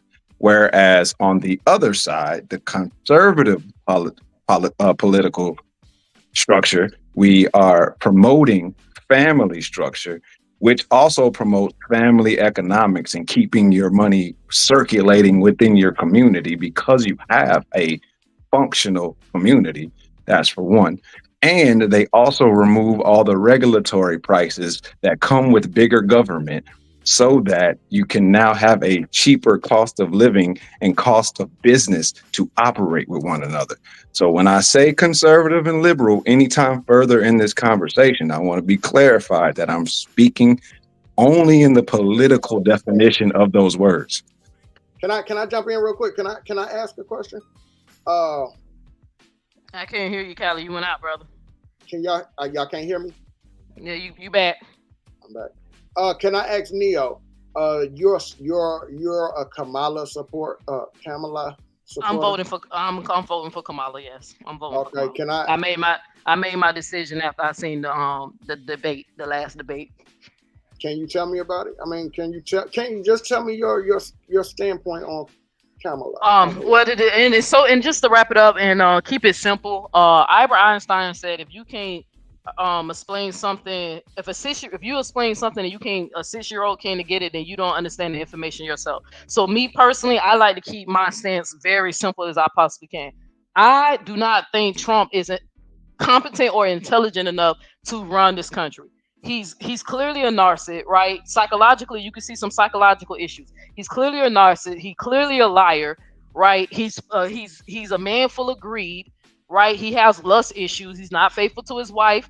You know what I'm saying? There's a lot of things that y'all keep saying are traditional value. You know, not let me not say y'all. Greg said are political traditional values that Trump don't even demonstrate himself. You sit up here and shit on Kamala Harris because you say she pandering to black people. But Trump do the same shit when he pandered to Christians. Neil, tell me about Kamala. Tell me about Kamala. Brother, I have to tell you about both so you can understand why I'm choosing Kamala. I have to criticize. I get you don't like Trump. I get that. I'm trying to hear what Kamala, it is about Kamala. Okay, all right, brother. I was trying to compare and contrast, but that's cool. Kamala, to me, she's more competent, right? She's very confident, right? I like the message that she's saying that she's doing things for the American people. Even though I am black, but I'm also very knowledgeable that I only represent about 13 to 15%, depending on which source you use, that my community only represent about that much. And for her to win this presidency, she has to strategize. She can't say, I'm only going to do something for black folks when the majority of this world is still racist as fuck. We look how they act when Trump was in. These white folks started showing their ass, you know, when Obama got into that fucking office. So I know she can't, even if she really wanted to do something for black people, it was best for her not to say that because she has to appeal to the masses. See, that's called strategize. That's called playing chess. You feel what I'm saying? So there's certain things I can see that she's doing that she doesn't have to say, oh, I'm specifically doing it for black people. She said she's going to be harder towards people who commit who commit racist and hate crimes. She gonna be like, if you beat up gay people, the Asian people, the black. She specifically said, okay, anybody who's under a form of discrimination, she's gonna be harder. She's gonna help people get into homes. You feel what I'm saying? Like she seems to me she has a plan. Trump don't, and it's like obvious. I mean, for God's sake, the man told y'all that. For God's sake, the man told y'all that Haitians are eating pets in Springfield, Ohio. You know what I'm saying? Like just saying shit to get struck. I mean, I'm just tired they of are, just, Neo. They are. But brother, they are. They are. Brother. Hey, They are. I don't fact check. There's a whole town hall meeting about it. There's police. The people said that. He Police didn't get that out. He didn't pull that out his head. Brother, y'all come on, bro. Do we ignore that? The national wait a news minute, already Neo. debunked that was There's a lie. a whole town hall meeting there having. Leo, be serious. Now you go from saying the system ain't for us to saying you trust the national news when the people in the town hall. Wait, when the people in the town hall themselves are complaining about it. Talking about it. The people are who live there. The people of the. Wait, now watch this. How do we miss that? Watch this. Do y'all have evidence of them saying that before or after Trump said it was happening? Because it's a girl who went viral. It's a girl who went viral on TikTok who got exposed that she was only saying that shit because she was supporting Trump. It was the white lady. No, we're talking about the people in the town hall meeting that happened before the debate. Yeah, the white lady. This is going on as we speak. Listen. What are you talking about, Neo? This is an article right now. Long before the debate. Actually, it's been a couple of years that they were complaining about this. Hold on, bro. This is the article. I'm gonna read the article. Oh, wait, what date? What's the date on this? What's the date? September 13th, 2024, 7:48. Okay. I just want to remind people the date. Okay, go ahead. Haitian Row. Photographer for viral man carrying duck says he thought and it went ... But let's read the article. This is Ohio. Ohio Springfield carried duck to Haitian immigrants. And y'all know these ducks are at the park. You know, we take our kids to feed the ducks, you know, and it is illegal to kill geese and duck if it is not hunting season or if you do not have a permit to do so.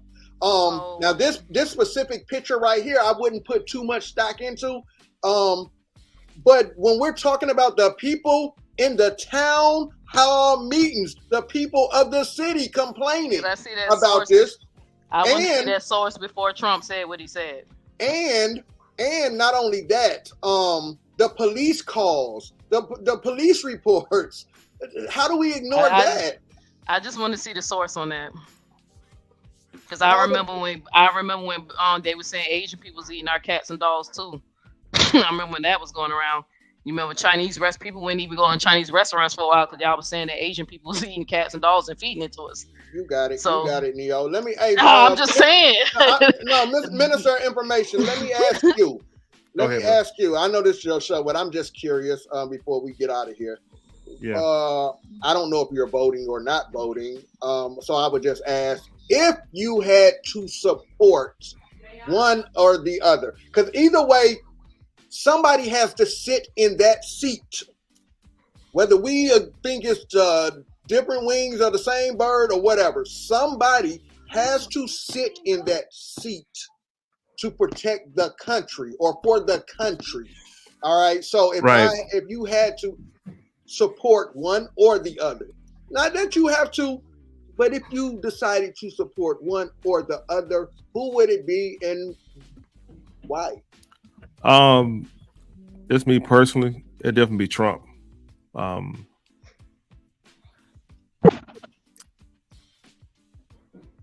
When it comes to our international stands, how we measure up internationally, not just locally, because you know here in the United States, it's always black or white or girl or boy or some low level thinking. When it comes to the international platform, Kamala just don't have enough in her background militarily to defend our nation. No matter how great she could make us, like she has no military experience. She has no definitive experience. Now, the second thing is with Kamala, she's been VP for 3 years.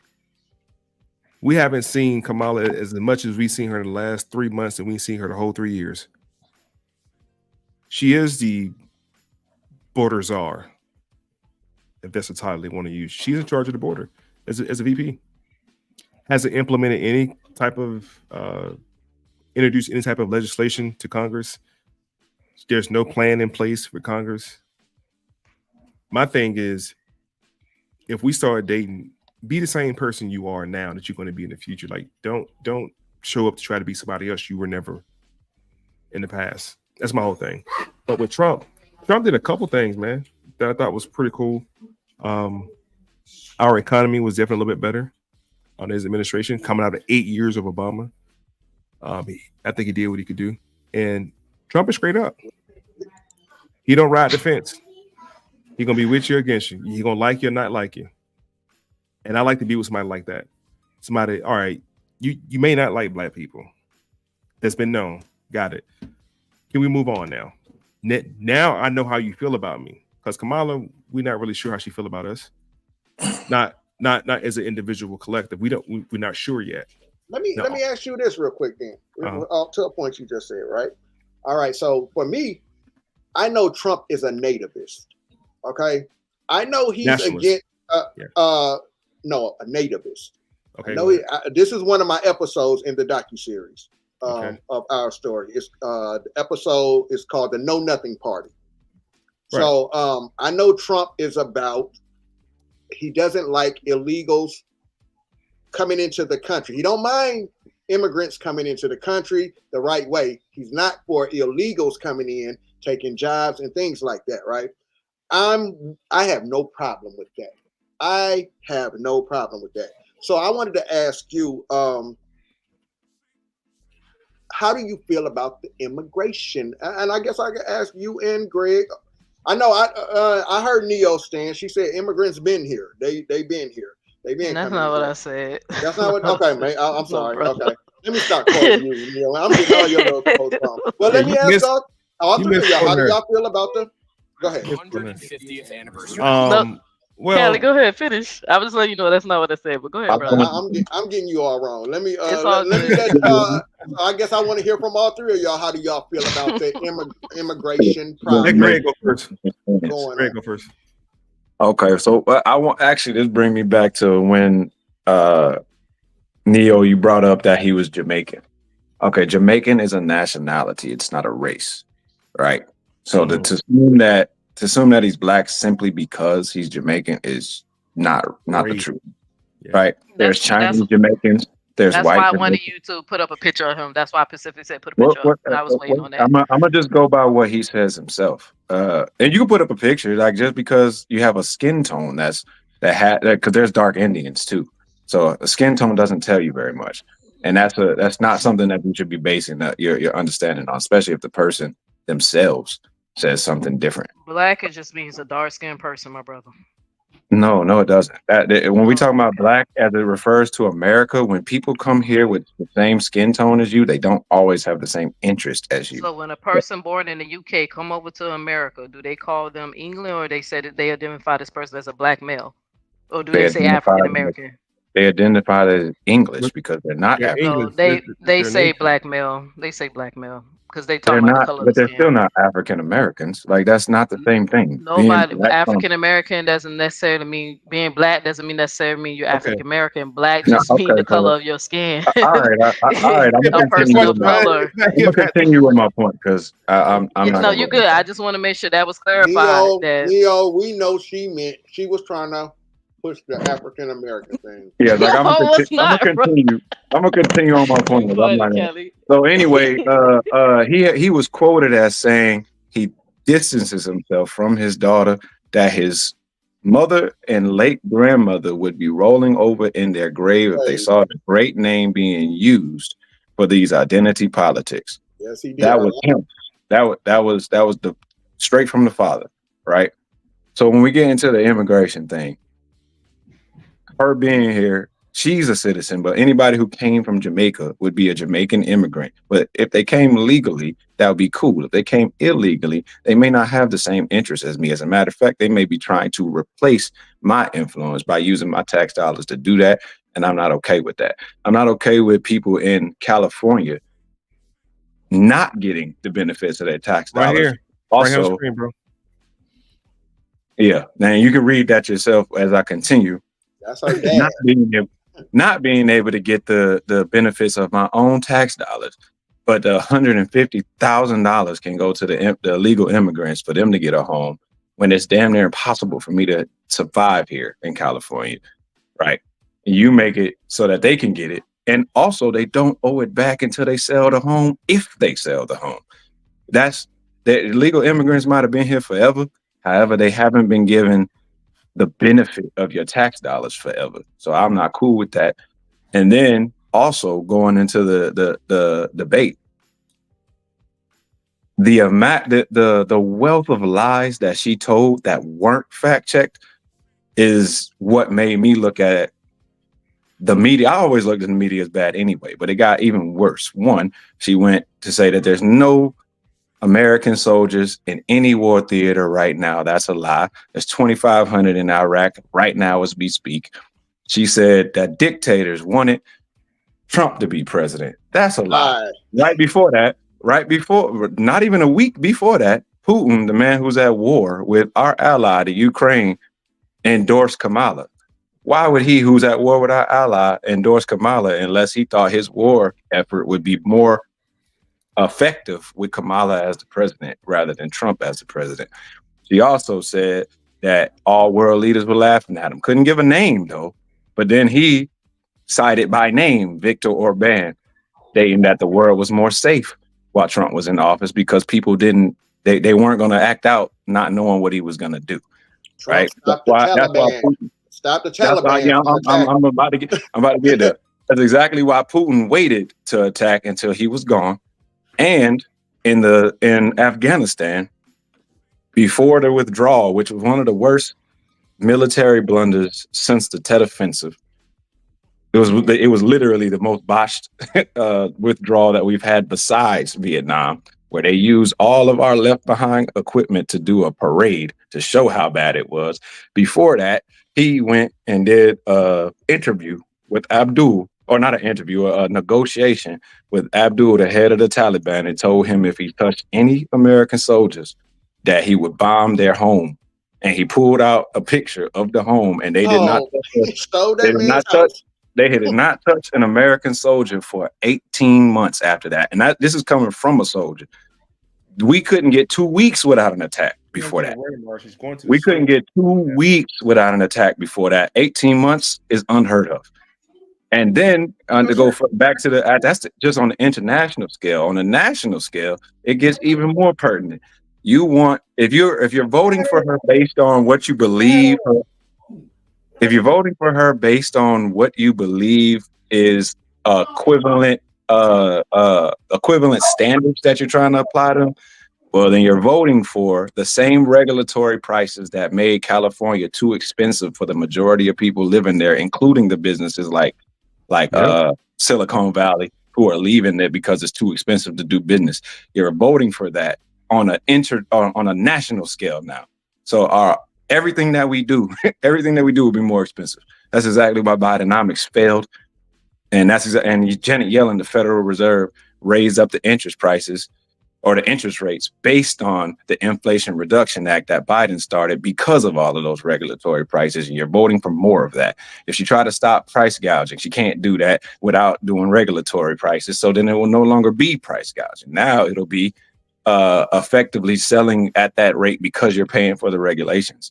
And so now shit is more expensive. If she gives $25,000 to people who want to get their first home, it's just going to raise the price of homes $25,000. If you give $50,000 to businesses, and she didn't tell you that, that's only for businesses that actually make a profit. If you don't report a profit in 5 years, you're not even eligible for that. Again, you got to figure out how you pay for that. It will also increase inflation. It doesn't bring it down. It makes it worse. So everything that she's talking about makes everything worse. and everything was better during that 2016 to 2020.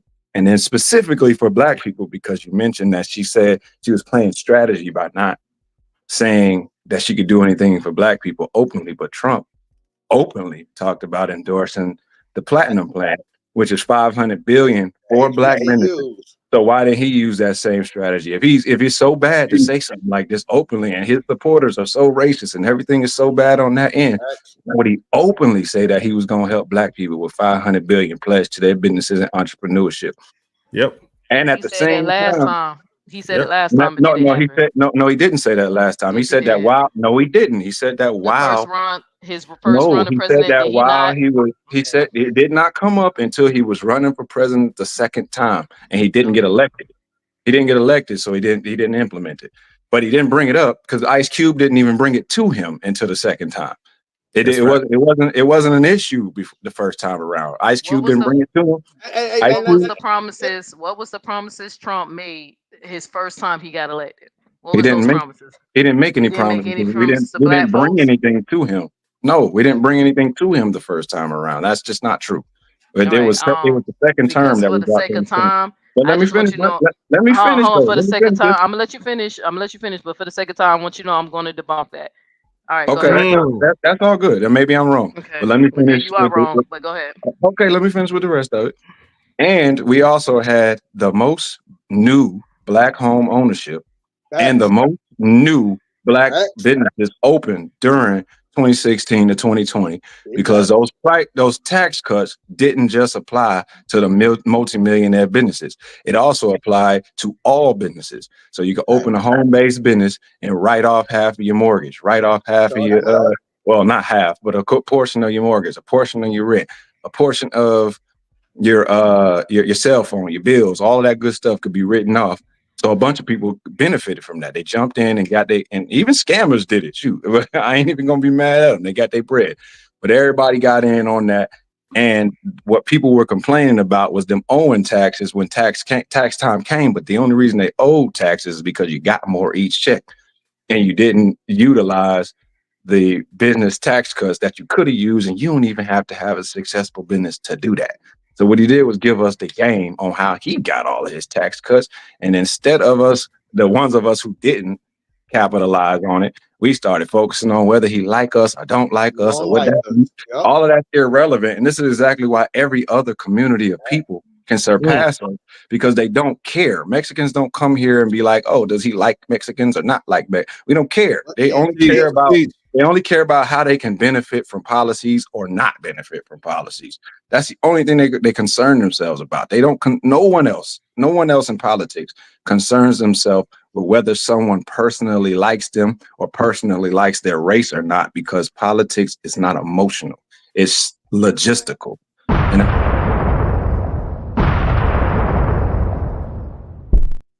hey, can I jump in real quick on the immigration thing real quick? I just want to state this real quick. The New York Post states that Biden-Harris administration loses track of 320,000 migrant children with untold numbers at risk of sex trafficking and forced labor. They go that forced labor thing again. I just wanted to throw that in there real quick. Go ahead. And if just so if you do debunk that, you and I could be wrong. It could be wrong. If you do debunk that one point, you're still not going to be able to debunk. Even if you do, I don't think you can. But even if you do, I will. You can't debunk the rest of what I said. So that one point will not erase everything else that I put out. Because for the sake of time, and there's so much misinformation that I done heard you say, I'm gonna dedicate a series debunking it. A lot of shit you just said, because I'm like, I don't know if y'all remember that I made it clear when I first popped on here that both Democrat and the Republican has made countless promises, endless promises to Black folks, and they rarely deliver. And if we gonna talk about Trump's economics and stuff, I think y'all forgot about COVID. I really believe y'all actually forgot that actually happened under his watch. Yeah, and right? I didn't have no problem under COVID. I was all right under COVID. I was very good under COVID. I'm glad you was okay, but I had to stay on the phone with a lot of people whose family were dying. So I'm glad you had a great year during COVID, but some people had the worst. time of their life.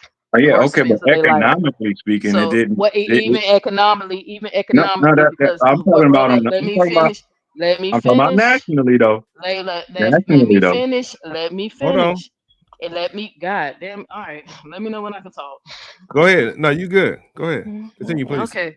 Even economically, I know people who lost their businesses, had to shut down, right, because of COVID. So I'm glad that there's 3 brothers on this planet who had the best economic boon of their life. I'm so glad y'all prospered.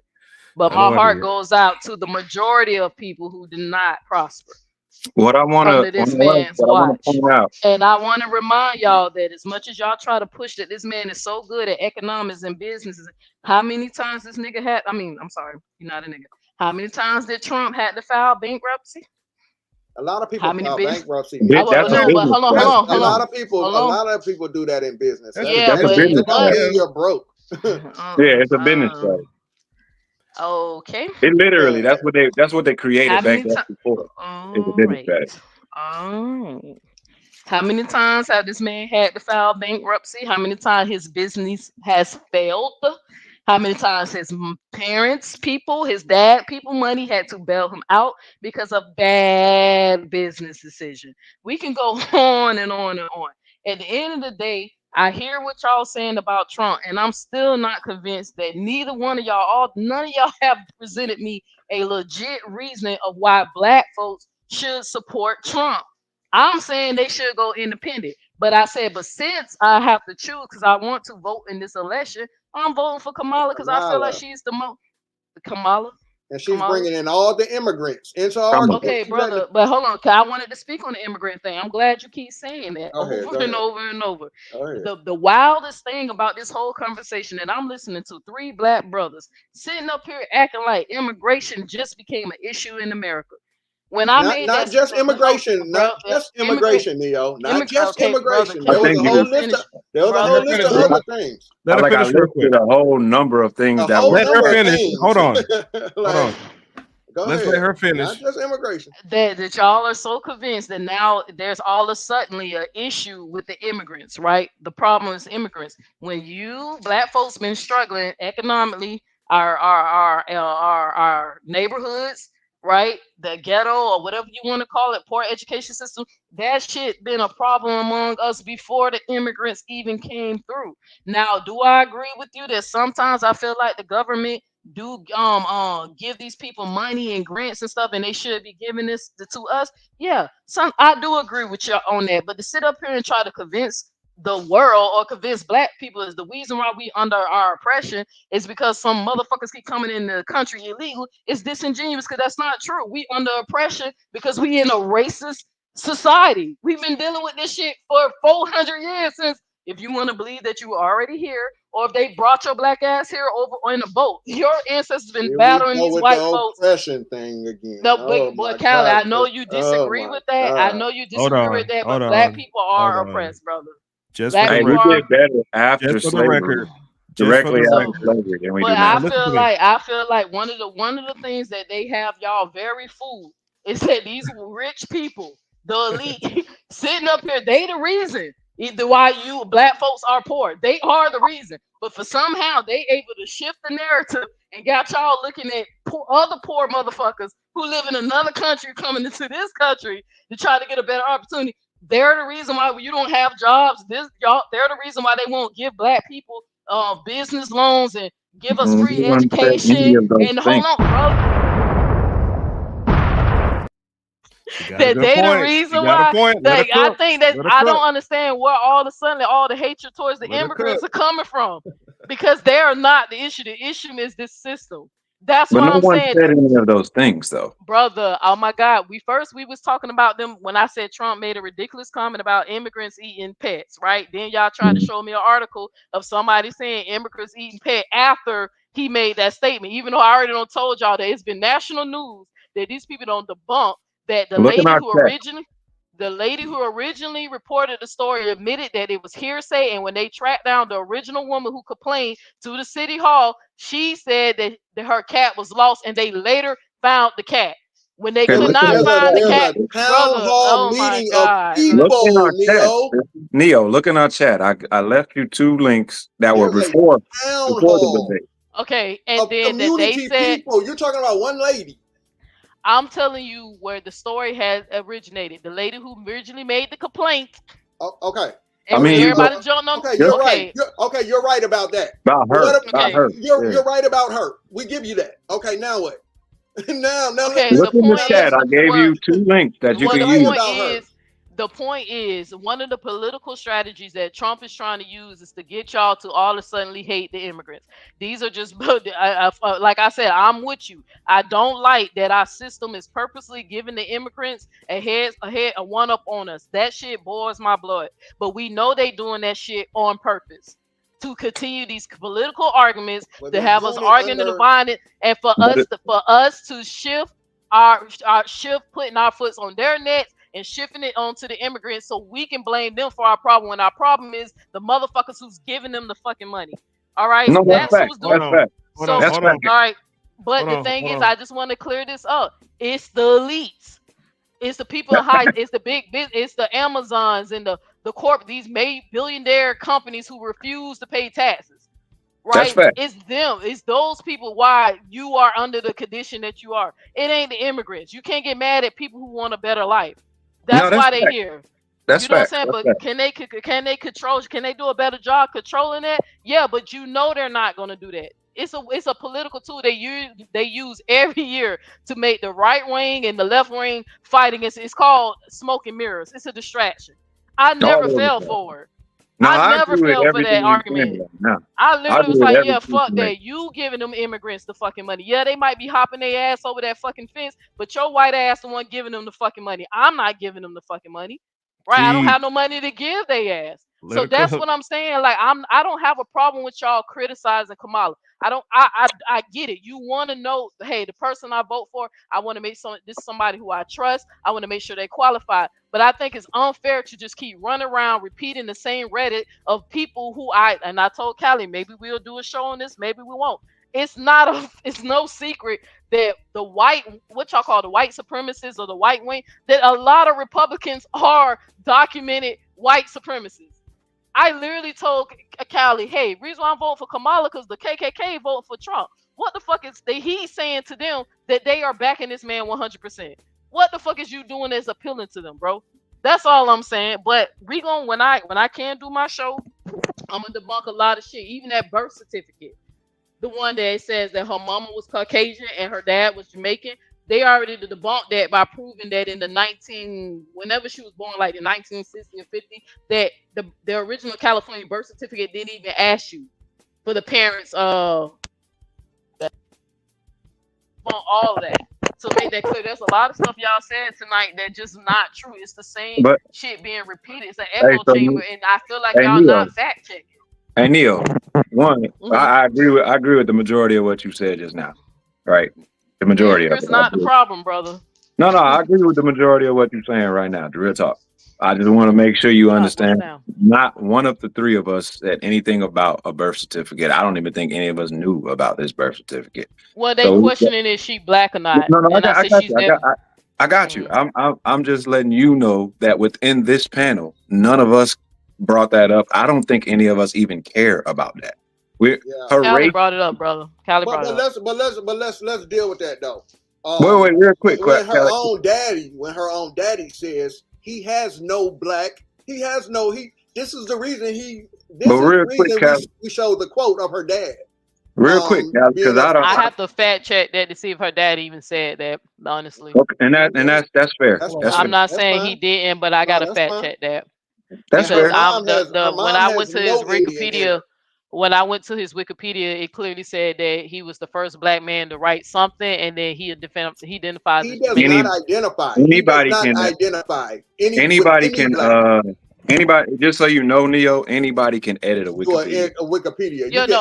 I agree with you on that, but I'm just telling you that it's saying that his nationality is Jamaican, and that's why I wanted to see his features, because I was trying to tell you that that's not the argument. A black is just a physical. He himself does not identify with being just because he doesn't identify, it doesn't mean that's not what he is. That's true too. So what I was about to say though, one, I don't particularly care about race or gender in politics. That's not relevant to me, right? And then on top of that, when I was mentioning the immigrants, I'm not saying the immigrants are the problem. They're not the problem.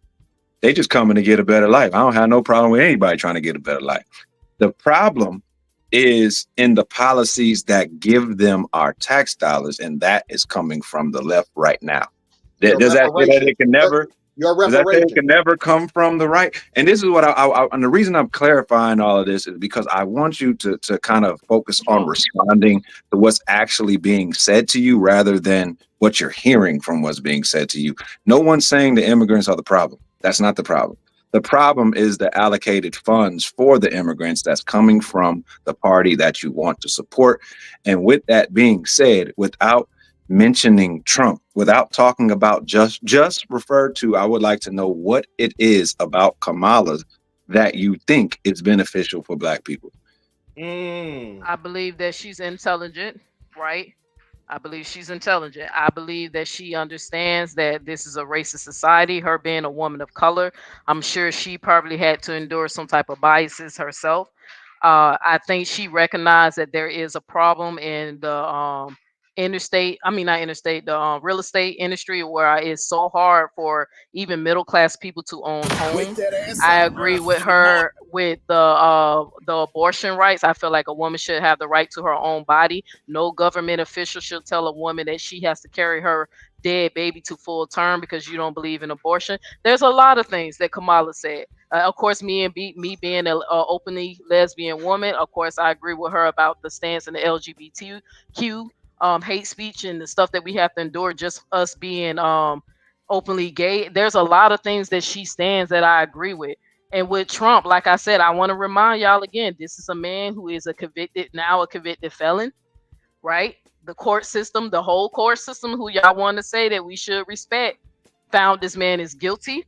He was definitely found responsible for sexual assaulting a woman, right? He was found guilty of that.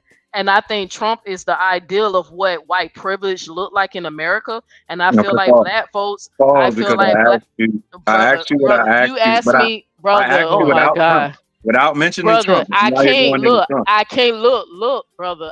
Look. Hold on. I don't know why. Listen. Is there a certain rule?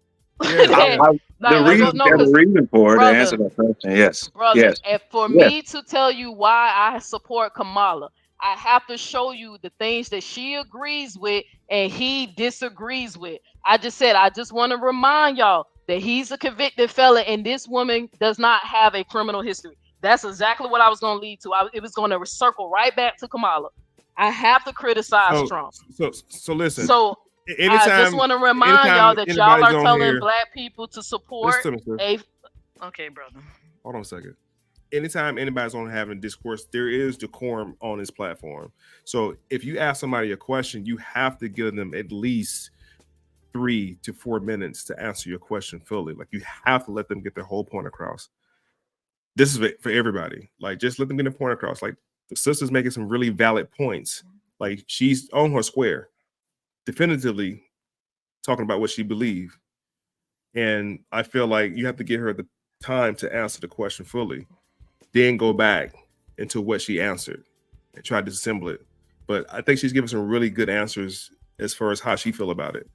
So what were you looking for her to say or mention? This is for Greg. I'll give you an example in return. Because when I ask something about a person that you're supporting without mentioning the other person, this is what I can say. Something like this. I support Trump's ideology on bringing back tariffs rather than federal income tax, because that would spur businesses to be in America and no longer outsource. And the reason that would happen is because all of the foreign goods would then be more expensive and not advantageous for people to purchase. So now it spurs American businesses to take the place of those goods. I don't have to mention Kamala at all for that. Or I can go into Roe versus Wade, right? I can go into Roe versus Wade. Them repealing Roe versus Wade is It takes the federal government out of the process and it puts it at the local level, which is where we should be voting anyway. So now it forces us to go get involved in our local elections. All of those things, I can talk about my support for a person without talking about the other person. And that's what I was asking. Is that like a golden rule, or that's just something you prefer? Because it sounds like a preference. So I'm no, not doing it's not anything incorrect. It's not a golden rule. It's just what I asked you for. That's all. All right, but that's because it's a personal preference of your own. But it's not a standard of when someone has to ask when someone's been asked a question and they want to articulate themselves to answer your question. So, and again, just because that's something you prefer doesn't mean I'm doing something wrong. Me personally, I'm a type of person, I like to paint the big picture. I can praise Kamala or tell you what I agree with and criticize Trump at the same time, so I can bring it back to Kamala. Because I literally was going to say the reason why I brought up Trump being a convicted felon, I was like, I just want to remind black folks that the woman VP, she's not a convicted, she's not a criminal. So even if you want to pull that card, so that's all I was trying to do. But let's be honest, brother, you kind of started off being a little disingenuous because I even had to low key check you and say you don't even respect this lady enough to even get her name correctly. Okay, and that you know what that remind me of? Hold on, you know what that remind me of? Hold on, let me tell you what that remind me of. My name is Tanisha. Do you know how many times I have to correct white folks to pronounce my name correctly? And then when they brush me off and say it's too hard, or oh well, I'm just gonna call you T. No, respect me. My name is Tanisha. I don't have black people giving me a hard time on how to pronounce my name. But them white supremacists who feel like I'm not even important enough. So let's remind the people that you even started off not even wanting to pronounce this lady name correctly. Hold on. Let's ask the panel. Let's let the brother respond. Go ahead, bro. Okay, I'm not even going. I want to ask the panel. Do y'all remember, as we were talking about that, she originally said Kamala, and I said that I believe her name is Kamala, and I don't know for sure. But I was corrected by somebody else and they told me that. And then she went and looked it up and said on her page that it is Kamala. Does anybody remember that happening? Like Kamala. Yes, you did. I literally was the one who corrected you. But then you proved my point. I went back so we can respect the lady and get her name pronounced correctly. But that's not so what I came back to edge. No. I said it was Kamala, right? And then I said I went back and then I got the original name. I said, just to let y'all know, I educated myself and you because you said you wasn't sure. So I went and got it and said, hey, there's a whole stream of her nieces telling people, remember, this is how you pronounce her name. Say comma, like the punctuation, comma, and then la. So that's what I did. I was respectful. You brushed off and said, I'm going to call her Cam. No, I said no. I didn't even. I said Cam. Hold on. I didn't call her Cam. Hold on a second. Hold on, bro. Right now, man, we like 2 hours in on a dope ass conversation. I love it. We're going in. Neo X holding it down. Brother Greg is articulating his points very well. It's a great debate. At the end of the day, man, no matter who you're gonna vote for, you vote for who you're gonna vote for your own personal reasons. Whatever you feel like you have to gain. I would like to see us as a people definitely run on an independent party, which makes the most sense, which is what everybody's kind of agreeing to anyway. So don't think because we're having these great discussions that we're from one party or another. We're just speaking our mind. Like we have a right to talk about this as well. So definitely want to thank everybody on the platform again. Chief Cali, my brother Greg, Neo X. We are on Crum TV. This is the platform we're screaming on, man. Crum TV.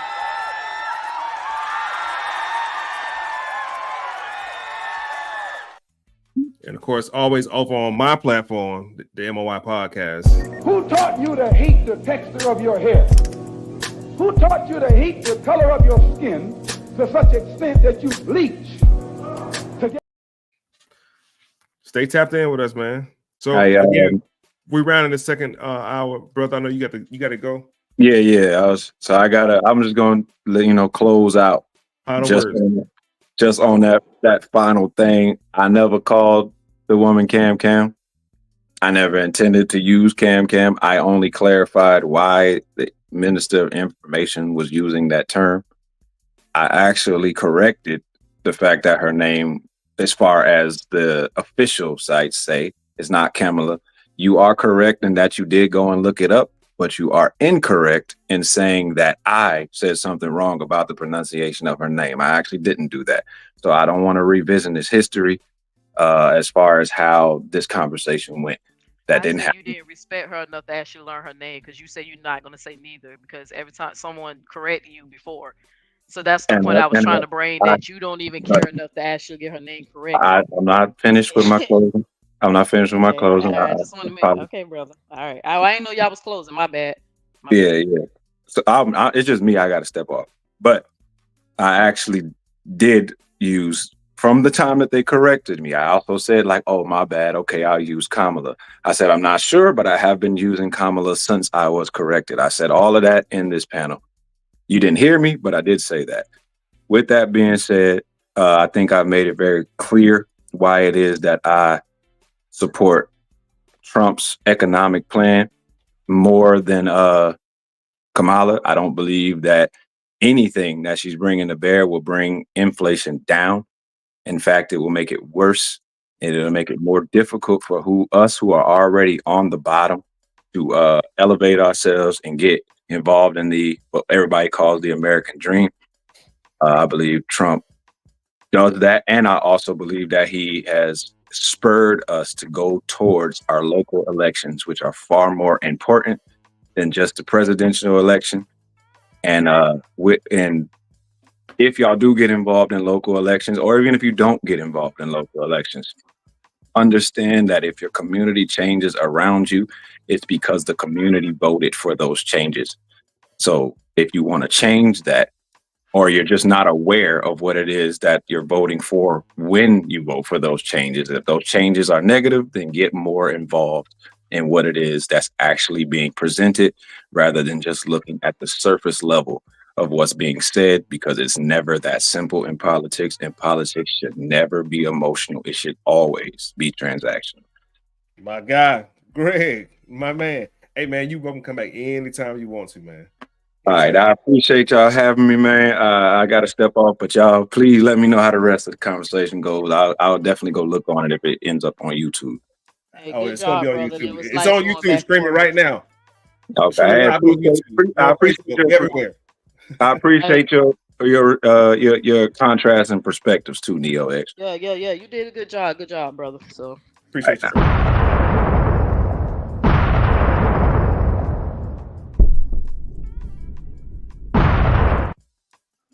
Great conversation, man.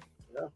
And just for the record, before we wrap up, Neo X, I stand with you when saying we definitely got our own independent party, because it's too many of these conversations that are happening over the nation, and we're not even improving in our communities. Like I tell people, it's okay to have an opinion about the presidential candidates, so on and so forth, but who's your school board director? Who's running for sheriff in your county? Who's voting? Who's in all those seats in your local municipality that you should be worried about? Because this is the national level. The president doesn't have a say-so in what happens in your state. It's a process that has to go through before it even takes effect. So worry about your local government, because see, even your votes don't get Kamala in the seat or Trump in the seat. It's electoral college that makes that decision. Your votes give what's called the popular votes. Who's most likely to win? And it's all a campaign. Millions of dollars are made off these campaign runs. So don't get caught up in the hype. We definitely need our own independent party, man. Chief, any closing remarks? Yeah. I just want to say this, right? I agree. Vote for who you want to vote for. Support who you want to support, right? I personally, I am happy to see more of us talking about politics. Me too. Because there was a time when we didn't care about politics at all. So for me personally, vote for who you want to vote for, support who you want to support. I'm kind of happy that even as we're talking about, it's more of us, even our young people, even our youngsters are even now talking about politics now. You feel what I'm saying? And even if we're talking about going independent, Yeah. That's dope. Hey, we got to start somewhere, right? So, we grow in information, man. So I want to ask you one last question before I get over to the Queen. Yes, sir. Do you subscribe to the fact or identify with African Americans? Because all this stuff is encompassed. Look, it's all you running back. You ain't finna have me and my brother going back and forth. No, I don't. Listen. You gonna be easy on me, Callie? You gonna be easy? No, we good. No, you know where I only stand. because only because that plays a lot. Also, I agree. We're talking about independent parties. Mm-hmm. As long as we're playing in their black and white clubs and their African American clubs and their situations, until we like fully come out of the situation, right. Form our own situations on the international symbols and history.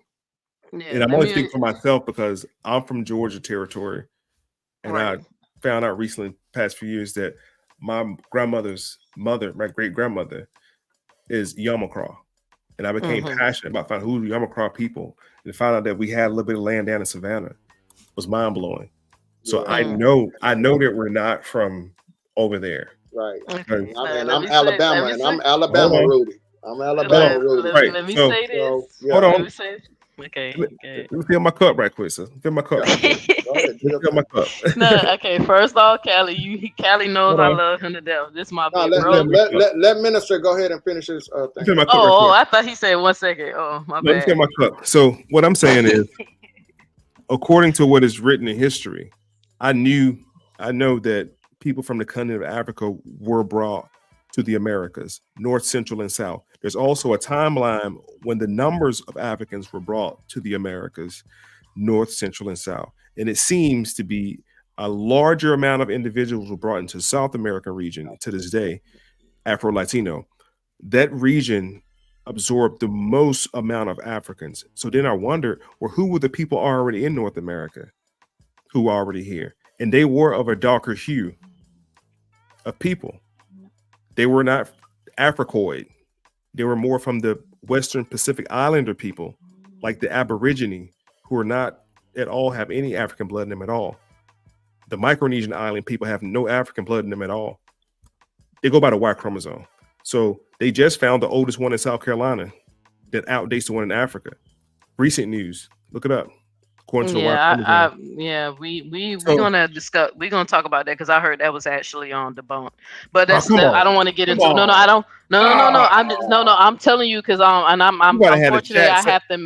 unfortunately I have to mention this, and I'm not saying this is a reliable source. I ain't gonna be biased.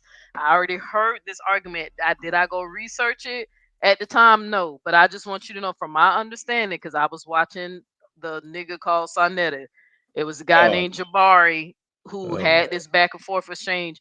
And from what I recall, even though I'm going to be honest, I'm going to keep it real, I didn't go fact check him. So he could be right or whatever. I mean, he could be wrong. But from what I remember, that was debunked a long time ago. So, but I just want to let y'all know my stance because it is. This is how I feel about it. And I want to start off my statement by saying this. You believe what you're convinced of. Okay, facts. That's how belief works. You take a stance, you take a position, you take a perspective, you develop a bias based off of what you are convinced of. I love my brother Callie to death. We don't make good music. I don't have his back when people don't try to lie and slander his name. I love Callie. He know I love him. But one thing he know that I'm still not on 100% on the bandwagon with him is the Native American. Well, not Native American. I think y'all refer to yourself as Indian. He knows that I'm not completely on that bandwagon yet because I have not been convinced. Now, like I told him, his information is not even pseudo. So if somebody was to say, "Oh, they making up shit. These niggas are crazy. They pseudo," I said, "No, they actually have good, valid points that one can understand why they concluding what they're concluding. It's not pseudo. You feel what I'm saying?" But I told him I can't deny what I've learned, my perspective, and my own biases, because I actually went and sat down and talked to one of the elders in my family, and I talked to her about this Indian narrative and all that, and it was very clear to me and then my mother that I know from my mom's side, I am a descendant of an African slave. We actually know the great great grandmother. She came from the west part of Africa. It's actually in our Bible, like where she from. Yeah, And that's I that's told no Callie problem, no, Neil. that. So I told Callie, but at the same time, I have to keep it real with Callie. When I was educated in the American system, it to me it is well documented that descendants of African slaves did run into the reservations of Indians. I am from Florida. We take field trips in elementary school to these reservations where they tell us that Africans ran into their reservation and they became a group of people too. So some of us might have Native American or Indian heritage in our blood, but they always made it clear that they were there first and that we ran. Now, I am just convinced of that. But like I told Callie, I ain't gonna never call you pseudo. I ain't gonna call your brother pseudo because I seen y'all evidence. It's not pseudo. It does make you scratch your head, be like, let me look into more of this. Well, let me check this out. Or well, let me compare and contrast. It's not pseudo. And then at the same time, I'm a woman who also believes that we live in assimilation. So I'm never gonna tell anybody that their beliefs is fucking crazy. What I believe sound fucking crazy. But I also remind people that you do have your biases. And we do form these things off our emotions. I'm just convinced that it's better for you to fact check because I also used to believe I was a fucking Israelite too. I want to remind the people that I was one of those people. I thought I was a fucking Jew in the Bible because I got convinced based off of the evidence that was given to me. But when I did my own research, now I know to me it's a fairy tale. The shit ain't true. Those people did not actually exist in the history based off the evidence I've got. So that's how I feel about it. And I think that's why me and Callie can still get along, even though he knows I'm not 100% on that bandwagon. He knows that I've been misled with so much information my whole life that I took a stance to, I'm going to do the research myself. Let me see what I come up with. And then I form my own conclusion of what I believe and then leave it at that. But don't disrespect or degrade someone who thinks different because they have their reasoning. It's not pseudo. I hate when people call the Indian brothers crazy because I'll be like, yo, they're not crazy. It's just y'all don't want to go check that information that they giving y'all.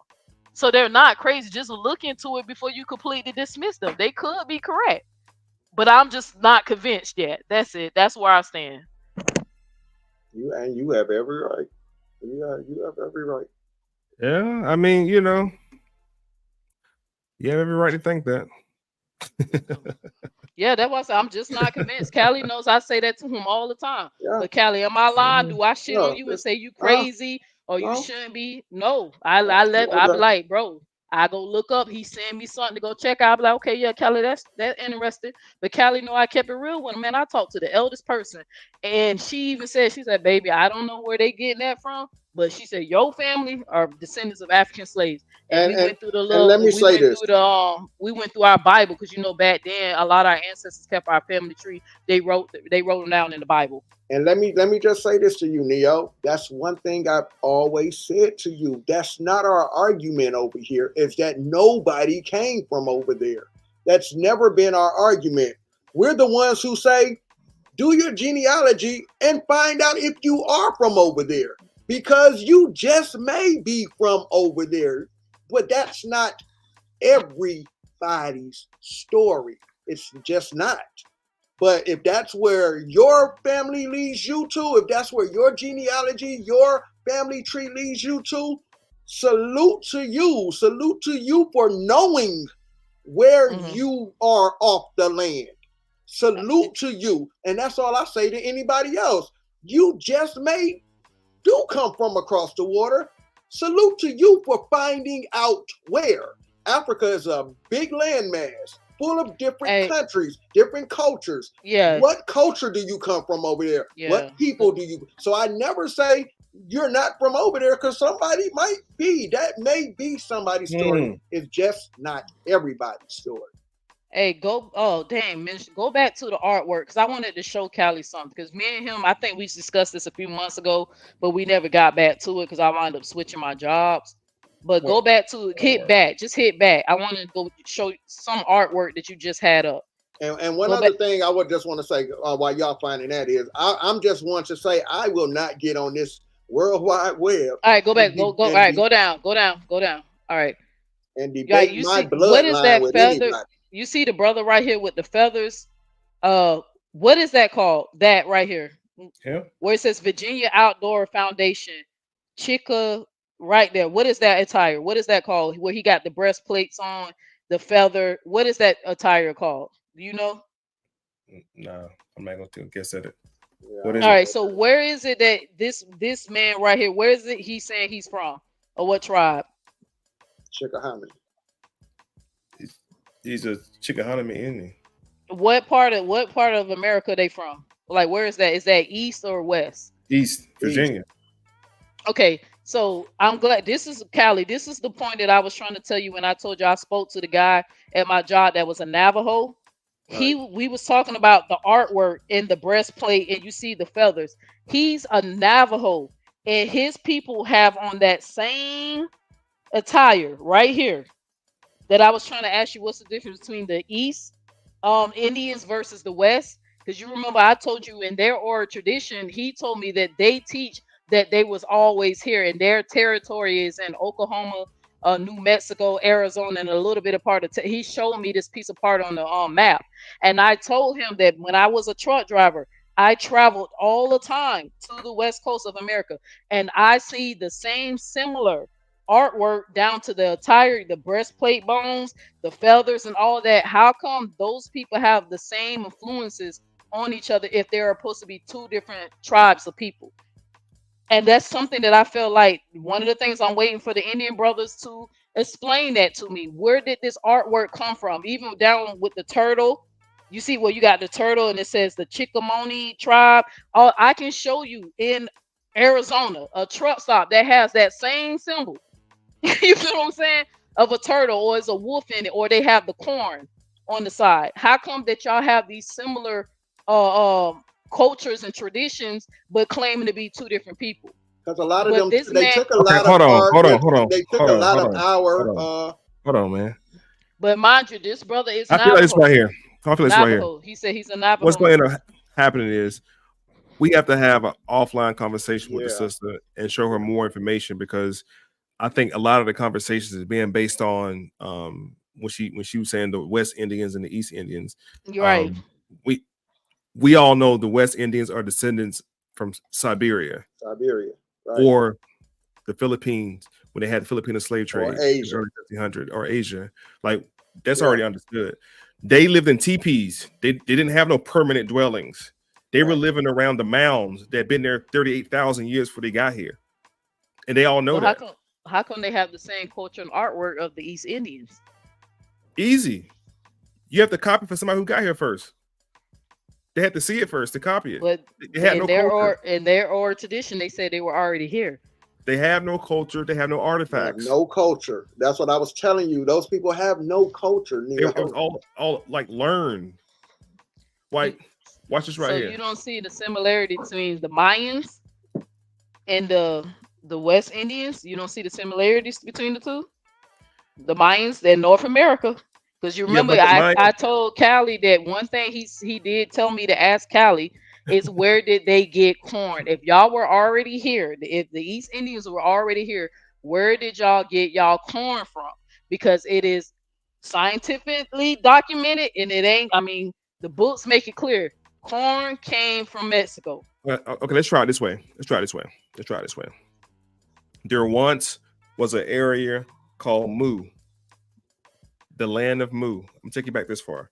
And off the land of Mu, these people from the land of Mu, hold on, get up on the screen. The people from the land of Mu, see right here, they populate this area, which you can look up one of the oldest civilizations called the Olmec. Hey, you zoom that. I'm trying to see what part of the global map is that. I see. Absolutely, I got you. South America. Okay, what is that? In the middle of the ocean? No. Let's slide it over. That's America. You zoom in. It's just hard for me. So that's America. This is the Americas right here. This is North. Yeah, that's North America. Okay, right? I see that. Now, what is that? Mu. Is that a land in the middle of the ocean? Yeah, just like Hawaii, just like Peloponnesia, just like Micronesia, just like Tokyo, just like Australia, just like Madagascar, just like that. I ain't never seen that on the map before, brother. Like what? That's a continent? what? What is that? It's just an island, just like Madagascar, just like Australia, New Zealand. It's just an island. The island sunk. The smaller pieces of it is called Hawaii. Oh, so it's not Atlantis? Yeah, it sounds like Atlantis. No, Atlantis is the other side. That's the other side. That's over by Lemuria. All right. So these people there's came out. These people came out of so this land and went into the territory called Central America, which gave the Olmec. The Olmec gave rise to the Toltec, the Mextec. Later, the Incans and the Mayans came. This is out of the Mississippian period, or what's called the Clovis culture. And just like Africa got an old history, there's an old history over here too. This is the old history of this world. Actually existed. I'm not saying nobody nothing yet. The Olmec gave birth to what's known as the Raccoon people, or the Arawak. The Arawak are Tainos, or Puerto Ricans, you call them. And then you had the people of the Caribs, right? Then you had the Miamians up in what's called Florida. That's a whole tribe called the Miamians. Then you had the Yamacraw in Georgia. You had the Yamasee. You had the Coweta. These are all dark-skinned black people tribes in Georgia. Then you had the Gull, or the Geechee Gullah, they call them. Then you had the Pamunkey. I'm going up to Virginia now. You had the Wampanoag up in Massachusetts. These are all darker-skinned people that have been here for a long time. Old people. So, Minister Ed, so if I get someone on the phone with you who's a Geechee Gullah that I met when I was in Georgia, because I was supposed to go back to the area where they do the food and stuff, like the island, what they call the Geechee Gullah Island. If I get him on the phone with you and he tells you that he's a descendant of African slaves, how would you feel about that? Then I'll agree with him, because the first colony in 1523 by Spain was set up right there. So I agree with him. That was the first slave revolt, by the way, when the Africans got away and they mixed what's called the Maroon people. And the Maroon people mixed with the Carib. That's why in the Caribbean islands, they're more African than anything. Culture-wise, you can see the similarities in Jamaicans and Africans and Haitians, right? No, I was curious because I've when you heard come up someone here, say that they were Indians. The Geechee Gullah people are Indians. Okay. I believe the Gull, the Gual, off the Sea Islands of Georgia, they are, but they were also mixed with the Maroon, who were African. Okay, I was just curious.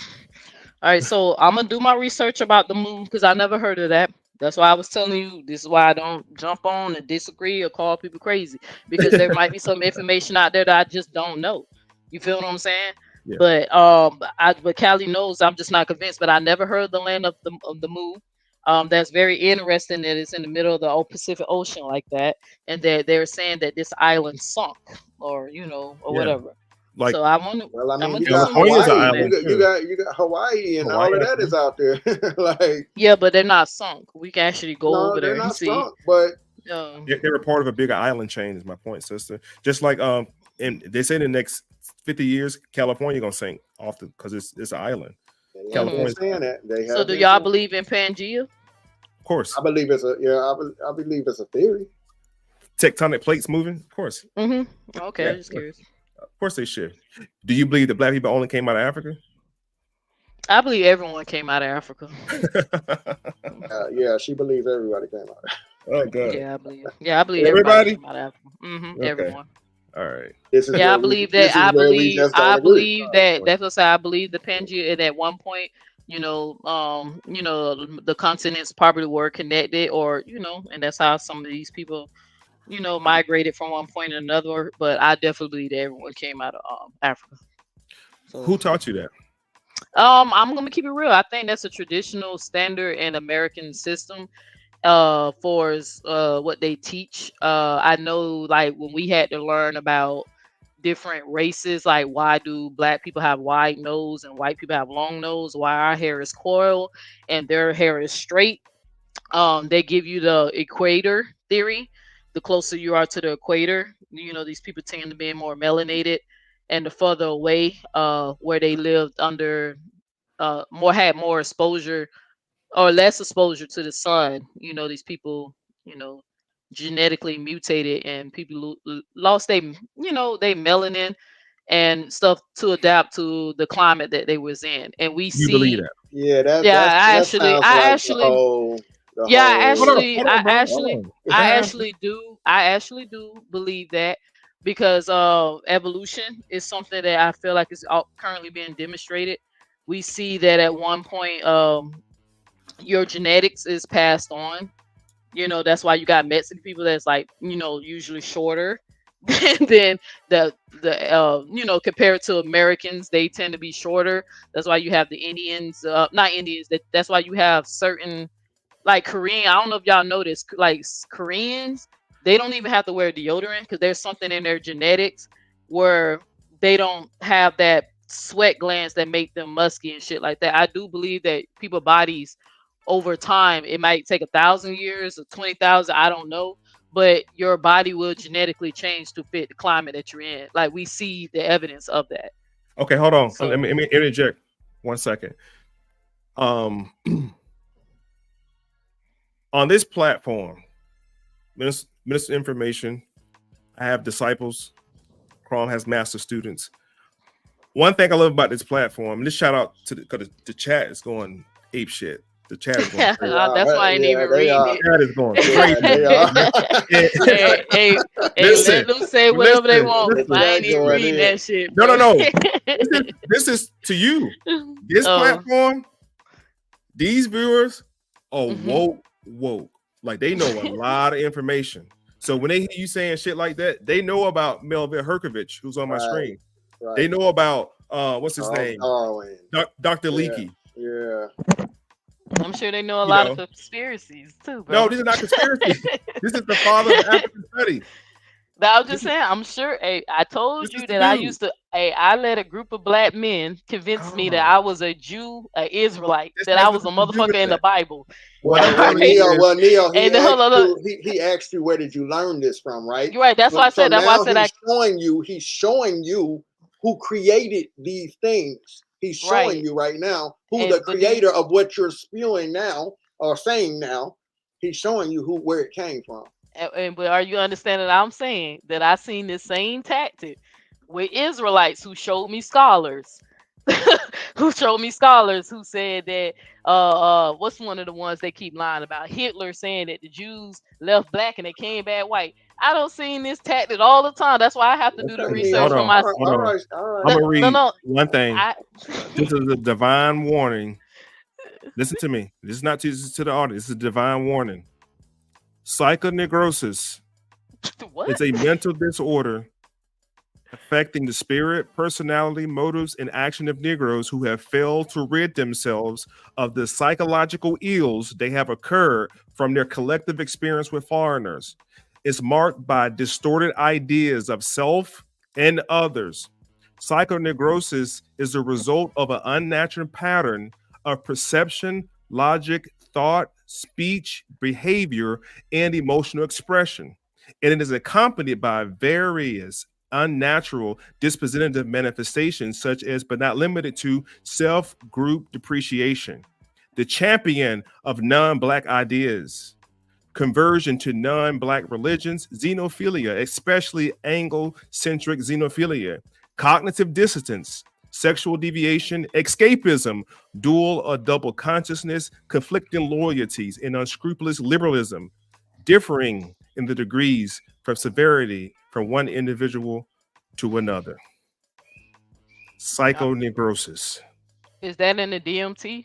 Oh, that's some type of philosophy somebody came up with.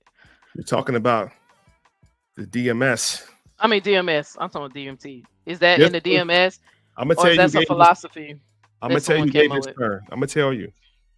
It was coined in the 1960s by Robert H. Decoy in his groundbreaking book, The Nigger Bible, copyrighted and published in 1967, from page 33 and page 167. It's a Black author. That's all. No, so it's a philosopher. Okay. He's just a Black author. That's all. Yeah. I mean, I get it, but it's not in the DMS, so it's not a something that you can officially diagnose someone with, right?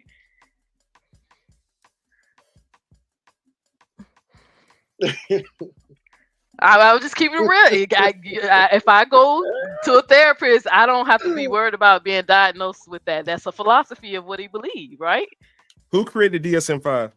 Which is the first one? The fuck if I know. I just know that's the standard. I don't know who created it, but I know that's the standard to diagnose people with mental conditions. I mean, we everybody has mental health. Everybody has mental health, but it becomes a mental illness when it impacts your life. So that's called Sigmund Freud's theory. Sigmund Freud is the father of modern psychology. Sigmund Freud was a sick old little white dude. Check him out. I wouldn't go into who Sigmund Freud is. Check out Sigmund Freud, Francis Galting. Okay, so because you have a problem with him, that discredits the DMS, brother. Because I don't know if you got bipolar people in your fucking family. I do, and that's a real mental condition that I've seen. I don't have to be a doctor to know when I'm dealing with someone who's bipolar. So that's supposed to discredit because you don't like the founder of it. I mean, how long has he been dead, and how many changes have they made to the DMS? You remember DMS used to say that being gay was a mental illness, and then they took the shit out. Wonder why? So because there are political things that play, right? And sometimes people make mistakes. One thing about science, what I love about science, something can be true today and can debunk tomorrow based off of facts. That's called pseudoscience. Right, it's called pseudoscience. That's what pseudoscience is. Exactly what you just said is pseudoscience. My point I'm making is be true today and be a lie tomorrow. The point I'm making is pseudoscience. The point I'm making is the people on this platform know, and you never heard me say this, so I apologize to you for not telling you. I'm not here to convince nor persuade you. This is just information. Please do your own research. Then it becomes something you know, not something you heard. Like, I encourage people, don't believe shit I say. I don't want to convince nobody or persuade nobody. But the stuff that I'm showing you, it'll be worth your weight in gold to at least look into it. To be like, oh, snap. Sigmund Freud did create the idea of psychology. Just like, what's his name? Morton got credit for creating what you call it, OGBYN, by experimenting on black women. Like, you got to hold weight to these people who create these ideologies. And that's why I read Psychoneurosis, because some people can't let go of their psychological ills of the encounters they've had with foreigners. Like, you've been around so long, when they put their book out about what they go through and what you assimilate, it's the field slave and the house slave syndrome that Malcolm talked about. Like, who is teaching you this information? Because these people don't treat us right, haven't for years. And if they don't treat you right, they're not going to teach you right. Any last words before we get out of here? Neo X, I apologize, sister. I'm going to give you the flow. Give us your final thoughts. Nice. I had a good time on the show. Callie knew what he was doing, but Callie know I ain't scared of nothing. So he know I ain't scared. But I don't know. You said it was pseudoscience. I'm gonna just disagree with that. I mean, I know pseudo means not genuine, bogus or whatever. I don't think that's bogus. I mean, the scientific method is to test and try. You're supposed to give a hypothesis and you test it and you check the facts. That's why it's a difference between truth and in the word facts. Facts cannot be changed, but the truth can. But I'm gonna disagree with you on that. Honestly, I'm with Minister X when he says that you should do your own research. That's why I'm here today. This is why I'm not believing everything that they put on the screen and say, well, did you know this? Do you know that? I say, no, I didn't know that, and I'm gonna go look and I'm gonna check it for myself to see if it's correct. Because I once felt for a movement where Black people who struggle with identity crisis, I felt for a teaching. I got on platforms and taught and tried to convert people over to something at that moment that I thought was true, only to be debunked and found out that it was a lie, right? So I am very cautious about what I accept and what I don't accept. I'm around the conscious community. I'm just tired of Black folks arguing with each other and hating on each other. I'm really just, it saddens me because I know the reason why y'all arguing with each other is because we 400 years behind on information. We don't trust the white man. And I understand why. Look at the history with us and the white man. So I get it. But to appeal to authority and say we should trust somebody over another based because our personal feelings about them or this color of their skin and stuff, I don't think it's a proper way of doing research. We're going to have to accept the good, the bad, and the ugly. Eat the meat, spit out the bones. What is true? What is the facts? and what is not. What is the feelings? What is emotions? That's what all I'm saying. Do the research for yourself. I thought I was Israelite. I stand today to tell y'all the people. I don't even believe these people actually existed. But you couldn't tell me no otherwise. We argue about the dumbest shit, but I like having this discord. I like getting challenged so I can go do my research so I can come back if somebody asks me again how you feel about this or how you feel about that. And at the end of the day, for us, like with Kamala, me supporting Kamala, I stand with Kamala, what she say about the gun laws. We know we have an issue with that in here in America where a lot of people are getting killed, even our babies in the school system are being gunned down by the assault rifles because there are people or rich people who refuses to pass stricter gun laws, regulate the gun laws, all for what? Money, the love of money. My uncle is in the military, a high-ranking officer, and one thing he told me before I get caught up into all this political jumble and shit like that, he said my name Tanisha. Tanisha, follow the money. You want to know what's going on in this country? Follow the fucking money. It's all about money. And this is a high-ranking officer in the military who probably know more about what's going on in the world than either one of us do, regardless if we do a Google search or not. He literally told me don't get caught up in that shit. Right? Follow the money. I stand with Kamala. The gun laws, me being a woman, I feel like a woman have a right to her body. I don't trust Trump. I don't seen Trump lie like it ain't nothing, right? I don't seen him play off. I mean, what the fuck is a black job? Can somebody tell me what the fuck is that? What does that even mean? Yeah, But I also seen. I got a video on that. I got a video Yeah, so dealing yeah, with black I'm job. very interested in what a 'Cause black it's job is. very interesting that we find that to be racist. I mean, actually, you can look up Donna Jackson speaking on the impact of immigrants in the black community. I forgot what summit she was at, but she was breaking it down. I'm talking about down to the numbers and everything. But I do have a video, and I have other people speaking on what is a black job. There's another sister I added to my video because we can say black this, black that, black this, black that, and it's not offensive. But soon as Donald Trump says black job, it's racist or it's offensive. But I'll send you the video. It's Matter of fact, I'm actually it's, adding it to my it's very offensive because it's a buzzword. Okay, well, we're American. We're American. There's no such thing as a black job. A black American or Native American or Indian American or whatever y'all identify. If you guys have the credentials, the criteria, the education, you can pretty much have any fucking job you want in America if you play your cards right, or you have the backing. I mean, you can be a president, Obama, right? So there's no such thing as a fucking black job, and the immigrants are not. It is a buzzword.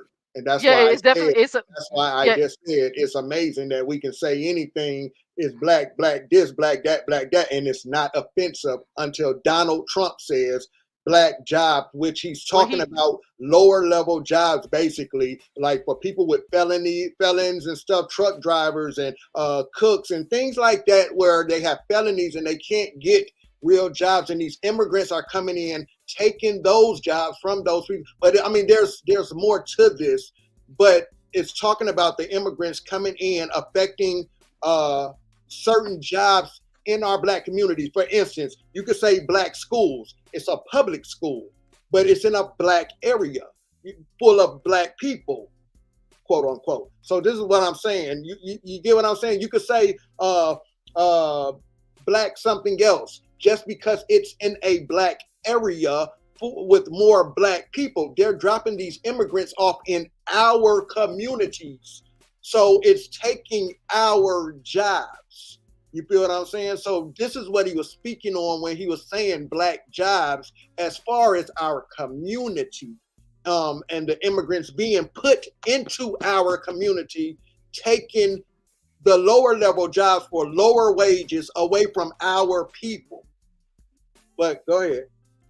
Right, we're gonna agree to disagree with that. I felt that was a disrespect to black folks, and I think it kind of painted a picture. Because the numbers are showing. The numbers are actually showing what the immigrants are doing as far as our jobs in our communities, and it's our people. It's our black people who are screaming out about the jobs being taken from these immigrants. So I mean, you can disagree, but yeah, I mean, we it's definitely the just people gonna of the disagree land. on This is what I say. It's the people of the land speaking, not the news, not the media. It's the people of the land speaking out. All right.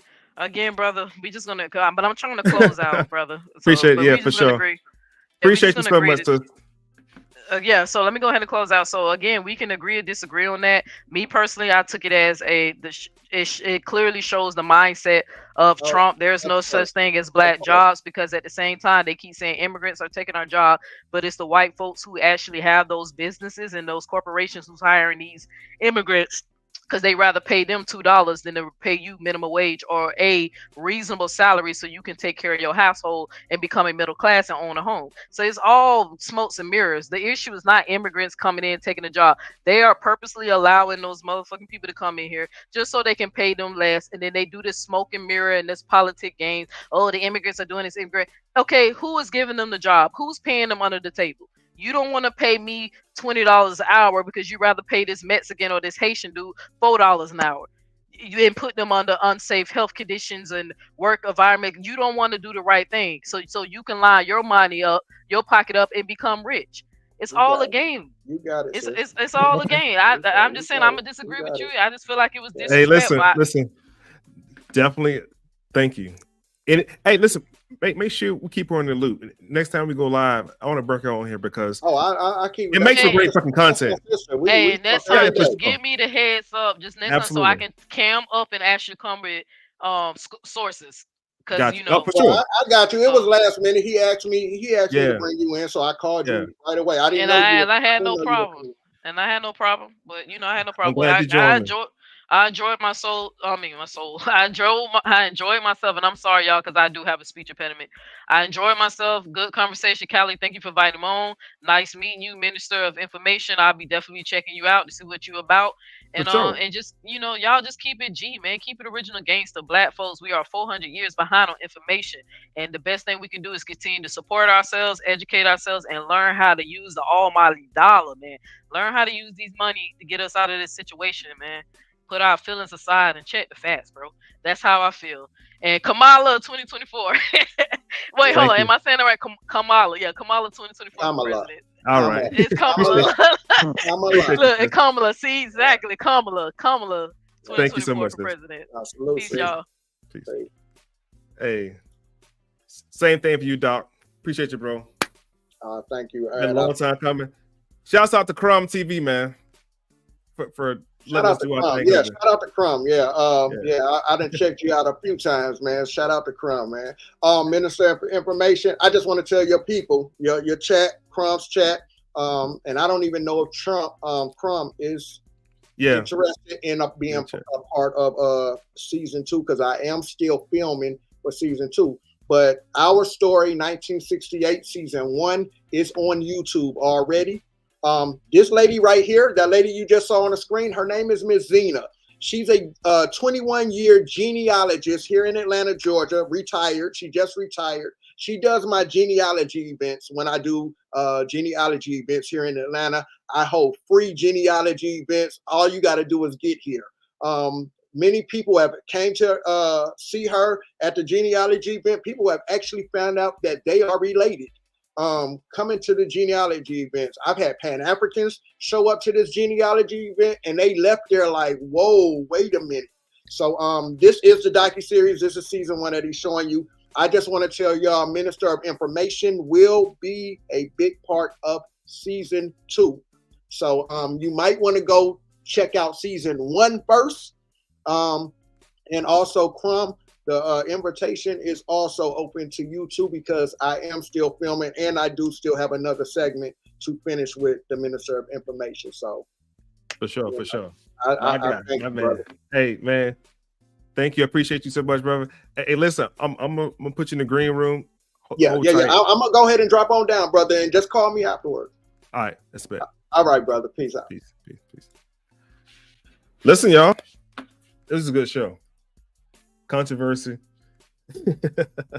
disagreeables. I don't think we had so much disagreement on the platform, but definitely respectful, man. Definitely loved it. Sister was on her square. Can't do anything with that. You know how sisters get. Sisters get on their square, boy. They hard to push them off. But listen, man, on another note, be sure to go click the link. The link is in my bio on my YouTube. The apparel is dropping. I'm pretty sure good brother Crom working on something as well. But support us, man. Get a chance, an opportunity. A lot of cool shit dropping. This is on front of the shirt. Pen and paper gang. Don't believe me. Research. M.O.I. Something for the ladies. Something slight. Nothing too major. And they on sale right now. Use this coupon code. M.O.I. Clothing. Shoot me an email. Get that link. Email me. Shoot me an email. I'll shoot you the link. Check out the apparel. I think it's dope. Awesome show today, man. Great show today. Once again, shouts out to Crime TV. Shouts out to the nation.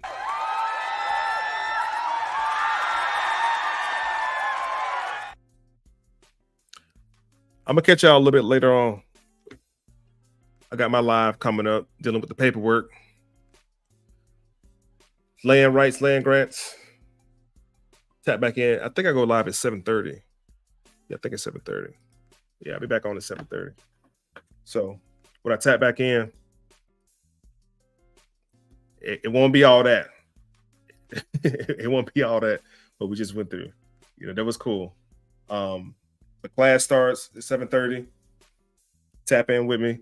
Get your pen and your paper ready. We're going to go over some history, just some information dealing with the land grab from Europe and how some of us are still in servitude. So I think it's at 7:30. Appreciate y'all, man. I'm see y'all soon. It's been an amazing show.